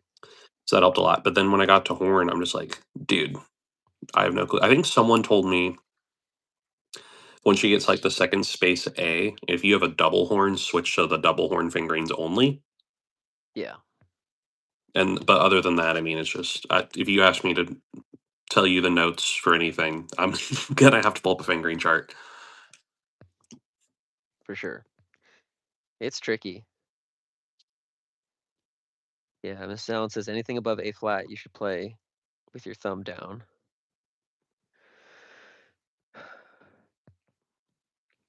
Hi, Mr. Knickles. I want to play soprano sax so bad. Yeah, that's a fun one. I mean, I don't remember it being difficult when I picked it up and just started playing it. I was like, "Oh, it's just a metal clarinet." And everybody's like, "Stop saying that." But I haven't played it for a while, so I know there's a No, we lot of did. nuance and We did a Let It Go piece for a concert last year, and I had a kid solo on soprano sax just because it was an option. sure. I'm always surprised. I have a couple students that I've inherited or whatever, and it's like, "Okay, so you play like tenor sax." And they're like, "Yeah."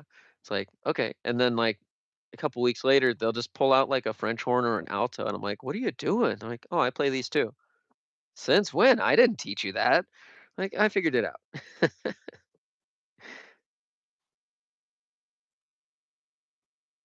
I do not like when composers write 2x instead of second time only. Oh, I don't really notice that very much. I'm now picking songs. I'm trying to base it on like, is this going to be on Make Music, or does this come with like a melody sheet that I can do? Like we were talking about those composition uh, buddies or something. What are they? Companion or companion sheets? Yeah, Yeah, I was calling yeah, them like band companion. Yeah. band buddies. I called them theme sheets. That's Well, they just make called me sure Mystery you. Beast from Timu. Yeah, just make sure you call it something that you're going to remember when you tell the kids, because I've done that before. Like I'll take a resource from a clinic, and then I hate what it's called. Yeah. So I'll give it out, and it's called whatever it originally is, and then I'll change it, and they're like, what?" And then you're just spending time talking about that, being like, "Call it this instead." Well, there was a song, a piece, but it was for orchestra called Storm. by Song Yi Newbold or something. It was really catchy. It had this fun like bass line that the cellos were playing that you put in all your low brass voices. Um, and it just kind of repeats and builds and layers. Each layer adds more, and then they kind of take turns who has the melody for a while. And so I made a whole theme sheet. It was like, here's the melody, here's the bass line, here's the harmony line. Everyone needs to learn each of these. And I had it. It was called like Theme Sheet by Mr. Kneisel for Storm. And and when I'd say, okay, go pull up your theme sheet, and they would do that, and then I'd say, okay, we're gonna play the real piece, and I have that written on the board, and I say, go pull up your real piece of your original music. And we start playing, and I turn the stands around, and they've got the theme sheet, or the other, or vice versa. It's like, how can I be any more clear? That's why I'm saying I need to color code everything. I'm definitely going to do that. Ever since you said that, that's been in my brain And if I that I'm just can't going to color print it code out them. legally on something else that's colored paper, I'm gonna take a sticky note and staple it to the corner. Like, here you go. This is the yellow one. Yeah, definitely smart because otherwise they will just be doing something random. Yep. I agree with what Miss Allen just replied to for Strawberry Blondie. So I think that's probably one of the things. I have kids that want to switch to something, and it'll be like a ridiculous amount of that instrument already. Yeah. And Garcia So, made a and whole funny one about, why can't you switch? Yeah, here's a bunch of mhm. excuses. I Doesn't will fit your say, vibe. I will say that a lot of students, and I think it's like a new thing. So many students will say, I want to switch, I want to switch. And it's like, how long have you been That doing is this? Have you that mastered that it is yet? my And they just, sixth grade band this year. yeah, they're just bored and they think that it's like, okay, I did that for a month. Now my time for the next thing. It's like No. trying out Parks and Rec basketball, and then they're like, "Okay, I'm gonna go try hockey next." Oh, hey, I'm gonna go try. Which I get. You need to figure out what you're good at, but you need to like. There are some things once you start, you commit to it. If you were learning a foreign language, you wouldn't go take a month of Spanish and a month of French. You would take like a whole year of Spanish before you do anything else. Yeah, It's that's something that we talked about before I left because I had another kid just randomly raise their hand and go, "So when can we switch?" And like this is probably the 10th kid out of I have 37 in the beginning band that asked me about switching. I'm like, I don't know where you all got this idea that everyone just switches instruments yeah, because like that band I did start out your non-traditional beginner ones. Like I do have some. I know some don't start saxophone. Like when I first got here, I didn't start saxophone, but I have some there. I started out a baritone, a bass clarinet, a tuba, but they're already talking about like, oh, let's do oboe, let's do blah blah blah. And I'm like, maybe we'll have to see. and anyone who ever has any time struggling and they haven't practiced enough to figure out their own instrument, they say, "I want to switch to fill in the blank because it's easier." Percussion, Yeah, yeah. They say, "I yeah. just want to play a drum that looks so easy." And then they get back there and they're like, oh, I'm the only person on this part, and therefore it's not easy anymore. I But really did I not know. like how everyone like high school. It's like you don't know how to play an instrument, you don't know how to read music. What do I do with you? I guess I'll dump you in front ensemble and just let you do something, and it never works out. No, I mean, yeah. It's just weird. Like I had the conversation with them, and it's just really just trying to get them to buy in that if I think you should switch your instrument and you want to make an actual case towards it, like come talk to me and we'll discuss. But ultimately, if I thought you needed to switch, we would have that conversation by now. Like you have to Yeah. trust me as the professional in the room to help you be successful. Because ultimately, I'm not wanting you to do something that I don't think you're going to be successful at. I can think Or I of tell two them, students in particular who need to switch instruments or something because they're not having any success on their brass instrument. And it's like, I want to switch each of you to something different, get you away from each other, give you something that's easily attainable. I don't know, like clarinet and something else, but like I will say neither of them. I have two students who were trumpets when they first started, and they were on their third instrument, and they're a lot more successful now. I mean, even their second one just wasn't. Which they both had the same second instrument. They both went from trumpet to baritone. Sure. And then I But was it's like, at also, this point, no more brass. You got to do something else. if they're not practicing now, how am I going to get them to practice enough to switch an instrument? Like, I will have Yep. zero time during class to depend on them, other than like Okay, it's second finger. Like, that's how much time I will get to individually instruct them, is a quick reminder here and there. I don't know. Account TTT. You're getting blocked. Thanks. Okay, bye. Got him. Got him. Traditions of Ugh. Excellence, line 72, Red Book. Why is there so many eighth notes? Well, the whole point of, they call it scaffolding as a teacher word. You're trying to build upon the knowledge you already have and increase some of the, difficulty incrementally. You wouldn't throw 16th notes at someone who hasn't spent a long time on eighth notes. You wouldn't put giant skips or giant leaps to anybody who hasn't done small skips. So you're trying to do, a logical progression. By the time you're on 72, you should be able to do a lot of different things if you went in order and you actually checked off all those boxes. Well said. I was I think I was like at the end of high school. I was considering finally like going into music, and so I sat down with an Arbin book, and I saw the first 30 pages were like whole notes and half notes. It's like, why do I need to take my time to play this? And boy, am I glad I did. It's like, how much face time did I get from those long tones and some of these interval practice that I knew in my head, but I hadn't actually practiced a lot of. I didn't get the reps in.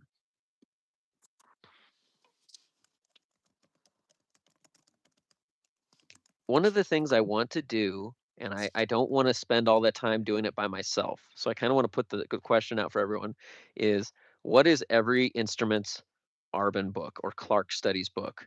Obviously for trumpet, like that's what it is. You got the Arbin book, you got the Clark Studies book, and then from there you can, world's your oyster. If you've done those two, you can go pretty much try anything. And there's several for clarinet that my wife could tell me, but I know there's got to be one for every instrument that's like their book. There is. This is the last year that Missouri's doing it, but for all of our all-state band auditions, they were all excerpts taken from those method books. Yeah. So like trombone had the Arbins and the Roshu. Um, what is it? Clarinet is like the Claze Yeah, that's the one or whatever that it she was is. Yeah. saying. So yeah, it's just I'm glad they're changing it because it was really unfortunate before, especially if you are starting a new program or you have one established but no one's ever invested in the books before because you are just told, hey, these are the 2 pages you need out of this 300-page method book to audition for Allstate. I Go have buy it. something for you guys though. Have you messed around with IMSLP a lot? Yes. So a lot of these method books are available. They're in public domain. So if you want to print off a PDF, you can print off the pages you need. But anything written, after the last 50 years probably isn't. But I know Yeah, I for would say sure most of the them probably treble are. and bass clef version of Arbin and Clark Studies in treble and bass clef I've used a lot with students in private lessons when I was doing that. Well, I think this year, I don't know exactly what they're doing. I was talking to someone at Midwest about it actually, because he's helping restructure it. But they're hoping to have stuff up in the next couple months of what they're doing. I don't know if they are taking it from something and then just making it official. Of this is set 3 for until the next time we change it. But I mean, we've used the same materials for the last 12 years or so. Sure. And And I they're always liked they just switched it again in Illinois too, but I had the A, B, and C cycle written down. And so anytime someone was like, "Hey, I think I might do auditions next year," it's like, here it is over the summer. Take it now, and you can start working on it every day and show off in class. And like, when you're warming up and everyone else is noodling, you're playing the audition material for next year. so we do um, starting next year. It'll all be accessible online for anyone that wants it. So you don't even Nice. have to go through the director. You can just go on your own, which I do think is really nice. But what I used to do, like this year, we're on set 2. So for last year's chair test for high school, it was from the set 2 music. Okay. So they did it back last fall to practice the audition. So those of them that tried out for district band this year were like, "Oh, this looks familiar," and I'm like, "It's because you literally played it last year. Look at that." Yes. When we did our chair placements in high school, we did that as well. We would play that was our audition music were the excerpts for districts. and All-State, which are combined Mhm. in Illinois. If you get a good enough audition, you go to districts, and if you got a good enough audition and you attended districts, then you could have been one of those All-State people. Those are their two So stipulations. is it all like the same audition, It's one or is audition, it and they take, of the top 5 or 10 people who auditioned and got the highest scores, if those people follow through and actually attend districts and get in their seat, then they can go to All-State, and they let those people know after districts are over. interesting? So we do a district band audition mid-October, and then they announce the results that night. And Missouri has the rule that your district band has to rehearse and perform before all state auditions. And our all state auditions are always the first Saturday of December. Then we all go to Hickman High School in Columbia to audition. And the rule is that you have to make, and I don't know if it's different for every district in Missouri, but since I've been in school, it was you either have to make the top band or one of the first two alternates of the second band to audition for all state. Okay.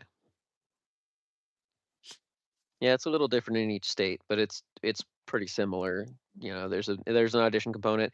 The thing that they got rid of that was the biggest determiner in choral music was Illinois had a big sight reading component, and you had to not only be able to sing the prepared 3 pieces or whatever and do these 3 scales, major, minor, harmonic minor, whatever, um, then you also had to sing major, minor, augmented, diminished triads, and then there was a sight reading excerpt just sitting on the stand.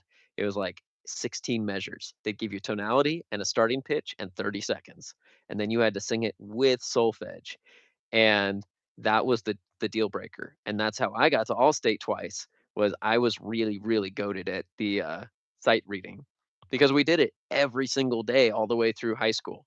We had like a 54-minute class for choir every day. Mhm. So, of course, we were gonna do something to fill the time. You can't just sing every class. Yeah, that would be cool. I don't know. Anytime I hear sight reading, it freaks me out. Just because, I mean, as a student, I was pretty good about sight reading. Like I could do it. But now as a conductor, it's like, oh my gosh. Like, because our large ensemble evaluation is we do 2 prepared pieces. So this year we're doing Darkland's March by Standridge, Yeah, and I then did a an whole arrangement. thing where I played through that on I played everyone's parts and made a mashup of it. Mhm. I think I had a kid bring that up actually when I said, "Hey, we're gonna do Darklands." They're like, "Mr. Kneisel made a bunch of videos about that," and I was like, "Oh, I mean," and then we're gonna do Salvation is Created. Okay. But for sight reading, it's just, and I prep the kids a lot. Like we'll sight read twice a week, but we get 6 minutes to look it over. You can do everything except for play. Oh, wow. So you cannot make any pitches from your instrument. So like they don't recommend putting the mouthpiece anywhere near your mouth. And at the end of those 6 minutes, you cannot talk. You just have to play.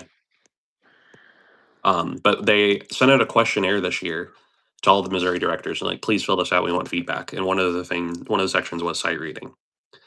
They are considering implementing it's like a 2-minute head start for the director to look at the score before the 6-minute instructional period. Huh. And I was like, that would be phenomenal because then I have a plan of attack. But like we get judged not just on how we play it, but how the director teaches. How do you teach it when it's sight reading? Like just how do you interact with them? How do you get stuff done? Like did you talk, like one of the big things that they say that I've heard people say over the years is, did you talk to percussion? Poor So percussion. I feel so yeah. bad about them. If I could, I would put them all the way in the front. Uh, but I don't know. They have pretty decent guidelines. So like if you're a class 3A school, you sight read a grade 2 piece of music and so on. So like Okay. it's always a grade lower than what you are at. Yep. You know the trick for sight reading, right? You have to just know every piece in advance. You just already know it. So what's Then there's unfortunate about that is they write the piece specifically for this. oh man, they just like generate it with Make Music or Sight Reading Factory. Just press the auto generate. Boom. Yeah, and then they just Here you go. But they do tell you in advance what to look out for. They're like, if you are in this class, you will have these percussion parts that need covered with some optional ones. You will have it's in any one of these keys, time signatures. You will or will not have a coda. You will or will not have a repeat. So they do tell you in advance, like, hey, this is what you can expect. But I remember Yeah. the last time we went, the woodwinds all had 2/16 eighth note rhythm because we were class 3 that year. So we had to sight read a grade 2. And instead of going da da da da da da da da da, they went da da da da da Oh da. I'm like, no. oh my gosh, no! It's Hang faster on, than one that. pause for a second. We Okay. game, animate, and edit. You can clean the plastic part of your mouthpiece with water, but don't soak the cork and the whole thing of a clarinet mouthpiece. Don't soak it. Oh no. Just the plastic part, you can like turn it upside down and rinse that out and clean that off, but don't put the cork stuff under water. Same thing goes for like uh valves on brass instruments. There's like felt, there's all sorts of stuff that you don't want to just submerge. You can clean it out and run the whole silver part underwater and then dry it off before you oil it, but don't don't just soak it in there.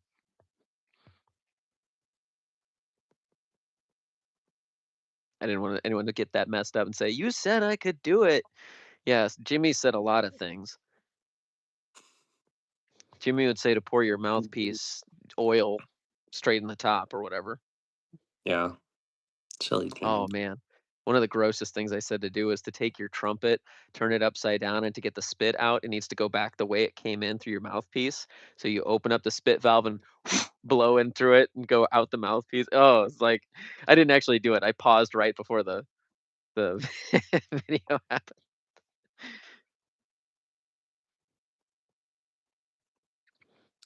The clarinet cloth thing broke because it was really tiny. Hopefully, it didn't break in the clarinet. Yeah.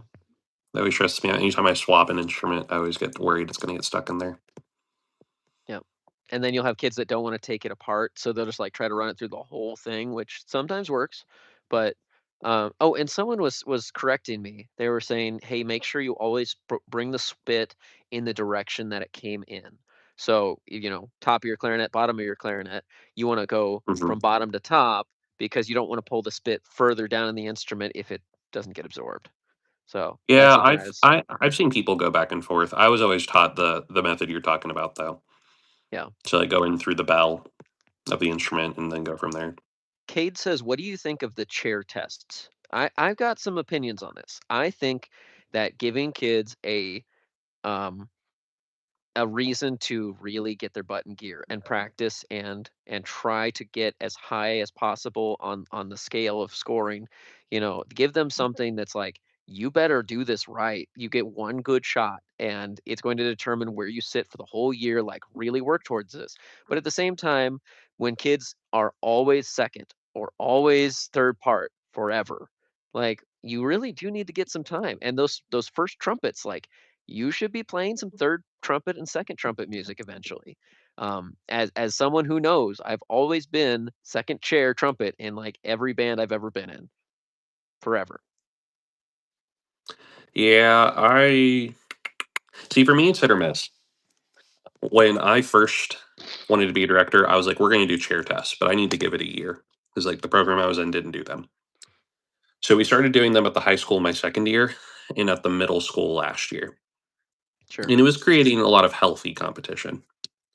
This year, the high school, we just had so much going on that I had kids like emailing me saying they were stressed out about the chair test and when it was due and all of these things. That ultimately, I posted on our classroom and I was like, chair test is canceled. Details to come. I was like, Wow. it's not a fight. I'm willing to fight. Like, we should not be crying over some quarter notes and B flats. I really That's kind of liked what I tell how them. do you ever do like the competitions to see if someone can move up or move down? Chair challenge. Yeah. That's like So you we're can make that big publicity out of it. Like everyone's talking like you don't do anything, but like the students are like the matchup between Logan Paul and Anthony whatever like like everyone's just just like going nuts for that and making this big deal, and like they're whispering about it at lunch and recess, like, you hear they're going to challenge so and so, yeah, they've been talking a big game. And then you as a director, and that I think it was the recording session, they were like, before you're even allowed to challenge me on my lunch break, like before I have to come in and sit there and watch you, you both have to do the legwork. You have to go play XYZ first on like make music or something. Go ahead and do just the pre homework, so I know I'm not going to be wasting my time when I show up. Mhm. So we do. I don't do chair challenge because I think that would take too long. Because I would have a lot, especially my clarinet section is super competitive this year with all 14 of them too. And like it was a fight for even first chair this year.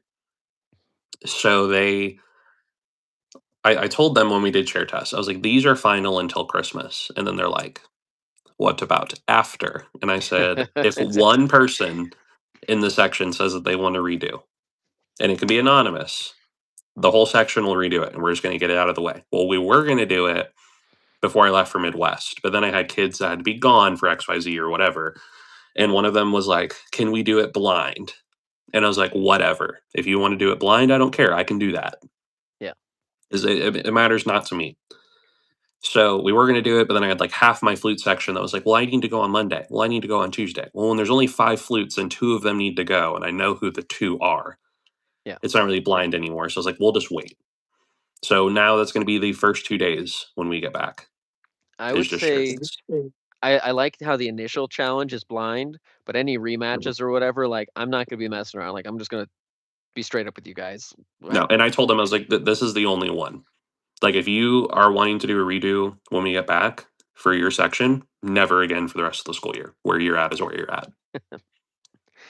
So I said, be cautious because if you're that borderline where you still get to play first part sometimes, are you really willing to risk it? I've only ever had one chair placement competition and it was not planned. It was a dark day. There was someone sitting next to me and they messed up something a couple too many times or they were talking or whatever, and my director is like, "You play this excerpt by yourself right now." And he looks over, "Kneisel, play this excerpt by yourself right now." And like I wasn't even part of this. And so I just had to like pull up my horn and wing it. And he's like, "You two, switch." Oh no, he just did that. And then I, of course, have to look at the person who's right next to me, who's now a chair below me, and I have to deal with the darkest death stare for God knows how long. Just doing Oh, the I was like, oh, sorry. I didn't ask for this. I didn't ask for this. It's like, you're gonna get it later. Like, ah. Would you buy a $250 Lego set just for a sousaphone? No, I wouldn't. I'm not that big into Legos. I kind of lose interest Mhm. after, I learned that it's like 30, more than 30 sets. One of the other things I was going to think about doing after break is I have some Korg tuners. I'm getting a Lakato rechargeable one from TikTok Shop to try. Um, and then I want to try having as many as possible tuners on stands clipped on and see if we can do that. When you get your cell phone put in the cell phone pouch, you take the tuner with you. And if you know you're not going to use it, then leave it. But Mhm. I want 10 solid kids tuning constantly, and if they need to, they can swap it to somebody and tell them what to do. Yeah, I was talking to Nesmith about it actually. Um, I need to reach back out to him about what he does with his tuners because I noticed a lot of the bands in Midwest had that, and my first reaction was, that sounds like cheating. But then I'm like, I feel like we can use it for a little bit and then take it away. Well, like, you got an Just oboe to really player give them or the idea. two. If you have like two oboe players sitting next to each other, yeah, of course they're gonna have to listen, but like if you could match some of that, take some of that difficulty away with your tuner. And Mrs. Allen says, I love TE tuner. I love that too, but I don't want cell Mhm. phones in my rehearsal. I can't trust them. Well, we can't have them. Like Yeah, Missouri just passed the no phone we're ban getting starting there. that year. I think I mean, next year we'll be doing that officially, but this year it's take your cell phone with you, you get it at lunch, you get it in the hallway to waste time and be tardy all the time. And then you get to class and you're supposed to put it in the caddy. And then I look over the caddy and it's like, half of these slots are still open. What are you guys doing? And they're all, come on, I don't want to waste time on classroom management. And then now that I've had to enforce the rules that everyone knows about, now I'm a bad guy. Same thing with like energy drinks or whatever. It's first hour and they walk in and they're all drinking their energy drinks. I'm like, guys, by the time the bell rings, you need to not have those. Yeah, I don't know. We have both those same rules, but we've had the phone ban since I started. So it's been Okay. really nice because during one of my observations student teaching, the cooperating teacher was like, "There's a kid in the second row on their phone," and I'm like, "Oh, okay, my Yeah. bad." And Which then I was like, "I'll make sure to watch out for that." a good principal, you call them and say, "Hey, so and so's got a cell phone. Someone will come down, put a sticky note on that phone and call home and the parents have to pick it up or whatever. Like that's Mhm. in our policy. And then after the second time, it's like it can never be on school grounds again. And I think they get a detention and they still have to call home for the parent to pick it up. I don't really know what the process is, just because, like I said, we haven't really encountered it. Most of the kids are like, "Okay, no phones, or bad." In the beginning, you had a lot of the parents that are like, "I pay for that phone. They're gonna have it whenever I say." No. Yep. Um, Someone says you've got a robotic voice. What? Um, We're not allowed to have phones during instructional time, and that's another thing, like, I've really been trying to make sure other than, like, "Hey, let's record, let's listen back, let's record, let's listen back," and I might do, like, some big milestone of, like, "Look at how much progress you've done." I'm trying to really get away from, filming in the classroom other than for the students' benefit. I'll do my skits and Mhm. stuff after school, but I'm really eliminating that part of my platform because, I'm here for them, and while I wasn't wasting their time, I want them to know that, same kinda stuff applies to me. Yeah. I think when I first started it, they were constantly asking to, like, make stuff or record during class, and I was like, "No, no, no." And then the only time that we've done anything was when we did, like, our second run through of our minor holiday celebration. Mhm. And I was like, "Okay, we can do that." But since then, I was like, "No, we have stuff to do." I was like, "You guys need to realize that this is just an additional thing about my life now. Like, Yep. we got work to do. Gotta cook." There you go. Playing your instrument is way cooler than being on your phone, for sure. Right. I had today off and, I spent the first, like, 2 hours of it just doom scrolling. There wasn't even anything good, and, I did that. And I took my dog to the vet. I did nothing. I think I watched, Netflix a good chunk of today, but I've been up until Midwest, I mean, I was grinding at school. Like, there was too much going on, so I finally had a chance to breathe, and then Sure. before you knew it, I was in Chicago. So now is breathing time. For sure. Let's see. Any tips for percussion? I am back here a while ago. I was playing my bass and my guitar. Good job practicing, Nick. So, and then another thing with chair placement would be, I've got like one or two people in a lot of my sections. Uh, Mhm. and then, clarinet's a little bit longer, but that's because a lot of them aren't playing. Um, they're filling a seat and enjoying being part of the process. Um, They hold the clarinet real well. some of them do. That's right. And like it's one of those things like you got to keep color guarding until the end of the semester. I got to keep you busy and try to do my best to teach you something, but I'm also going to set the bar real low as far as what I actually expect of you if you don't already play regularly. And then we get to Mhm. second semester and it should hopefully be like everyone here is ready to work, right? Right? I still have a band. I hope. I've already had a couple of people say, I've already got plans for second semester. I'll see you again in marching band season. And that's for the best, you never just wanna force them to be all in there. I really liked what They're you were just saying when we were at Midwest about I never force someone to be in band, and I think I need to hold true to that.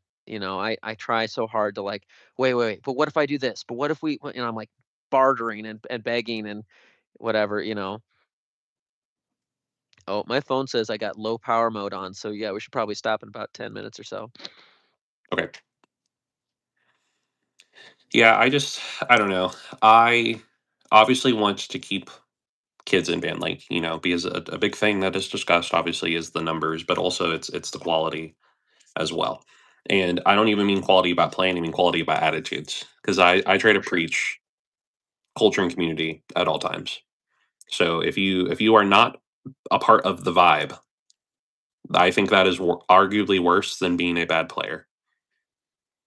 I mean, like, what do you do when I have students that regularly, it's almost like a daily thing. They walk up to me and they're like, "Hey, I really don't want to play today. Like, I don't want to be here." Then why did you sign up? Like, and they'd be like, "Hey, if I do blah blah blah, can I like get out of playing today?" And let's say, "Hey, now's not the time for joking. Let's get back to playing." You know? Do you notice any difference in behavior based off of what instrument they play? Um, See, I I just don't. posted the video about like things my kids say I say all the time with the sticky notes. And one of the things I say often is trumpets play louder, right? And all the directors are replying. There's like, you tell your trumpets that they're too quiet. They need to play louder. It's like, yeah, mine are broken. They're weird. Because I know like the trumpet stereotype is big ego and do all this, do all that. I don't really have those, No, I surprisingly. don't. I don't either. I don't have any Those students come. that really fit the trumpet stereotype. No, I'd say my So saxophones are like that. talking about behavior, I will say some of classroom management, you need to mix it up. If you always have kids sitting in orchestra order or band order or whatever, you might have behavioral issues from that. You're going to have to mix and match. You might do like an antiphonal choir kind of thing, like half of our low brass and half of our low brass, half of our woodwinds, half of our, mix them up, let them listen to other sections and at least keep them paired together. And that'll also save, I forgot my music. Okay, play with Oh your my stand gosh. partner, play with your stand partner. Oh, they forgot their music too. Who actually has their music? It's like, ugh. And I have that's a band director tip for everybody is have all of your copies if you're allowed to make copies or have all of your extra score stuff in, easily labeled file folders in a spot where they all know where it is. And like I put a big label, it's like, help, I forgot my music. Here's piece one, piece two, piece three, and supplemental materials. And so then they have to go find it, which whatever. It's better than nothing.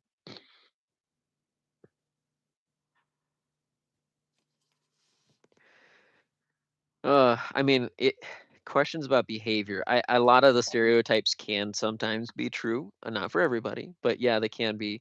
Uh, I don't know. It's just people. Low brass likes to giggle and do silly things. They're that's a common low brass I occurrence. it's but that's I don't know. Maybe it's because I am a low brass player, so they lock in and take it seriously. But like my low brass is so quiet, and like they just do what's asked of them. They are Man, you're well lucky. behaved. But like meanwhile, like your clarinets are typically supposed to be like your quiet, polite ones, and in sixth grade they are. Oh my gosh, I have never Yeah. seen more well behaved sixth grade clarinet players. They sit in second position the entire time. Hmm. They do not talk. It is insane. But like my high schoolers, I got some clarinets like that. Yeah. like my high school group, especially the boys, they just the whole time making stupid jokes, and then I threaten to call their moms.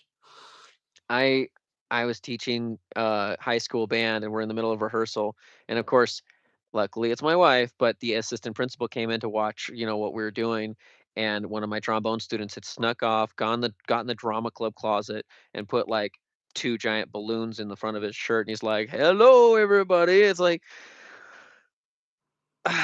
okay hang on I think someone got a picture for the band Facebook Oh page or like the gosh. the yearbook or something it's like okay there you go.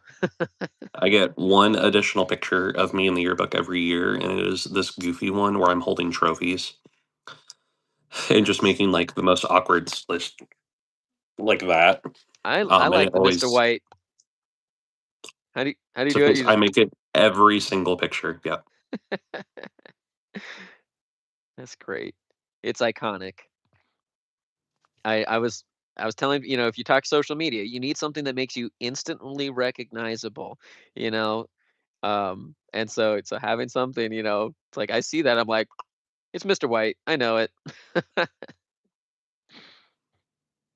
Yeah. Yeah, I guess that might have to be my thing. Oopsie.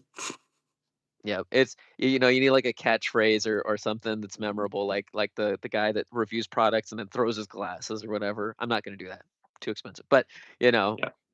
yeah, that's always fun. All right. Well, I think I'm gonna wrap this up before my phone shuts off. Everybody, if you haven't already followed Mistah White, you probably are already, but make sure you're following Mistah White.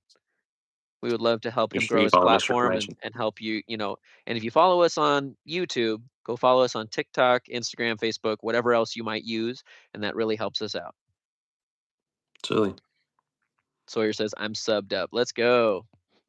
Look at you. Yep. That's another thing. Have the same handle on every social media so you're easy to find. That is Yep. very helpful. Is the same on everything. Yep. And if you see those fake accounts, oh, I don't know if you gotten any yet, but when you start to get those fake accounts, you got to have everyone like all massively report them because you'll get people that just copy and paste your videos. For a while, I was like putting a you know, copyright Mr. Knizel in the bottom of the screen because I was so like annoyed by people stealing it, and they still did it anyways. Like, you know what? Forget it. Mrs. Allen says bye. Bye, Mrs. Allen. Thank Bye you, your bye. fave, for subbing. All right. Yeah, All right. take it as a reverse compliment. They thought it was worth stealing, so they stole it for you. They're saying that's There how you good go. your stuff is. And if anyone ever says, "Hey, can I just steal a copy of your thing to put on my page for free exposure?" Don't do it. It's a scam. No. All right, guys, I'm gonna get going. All right. Thanks. Peace.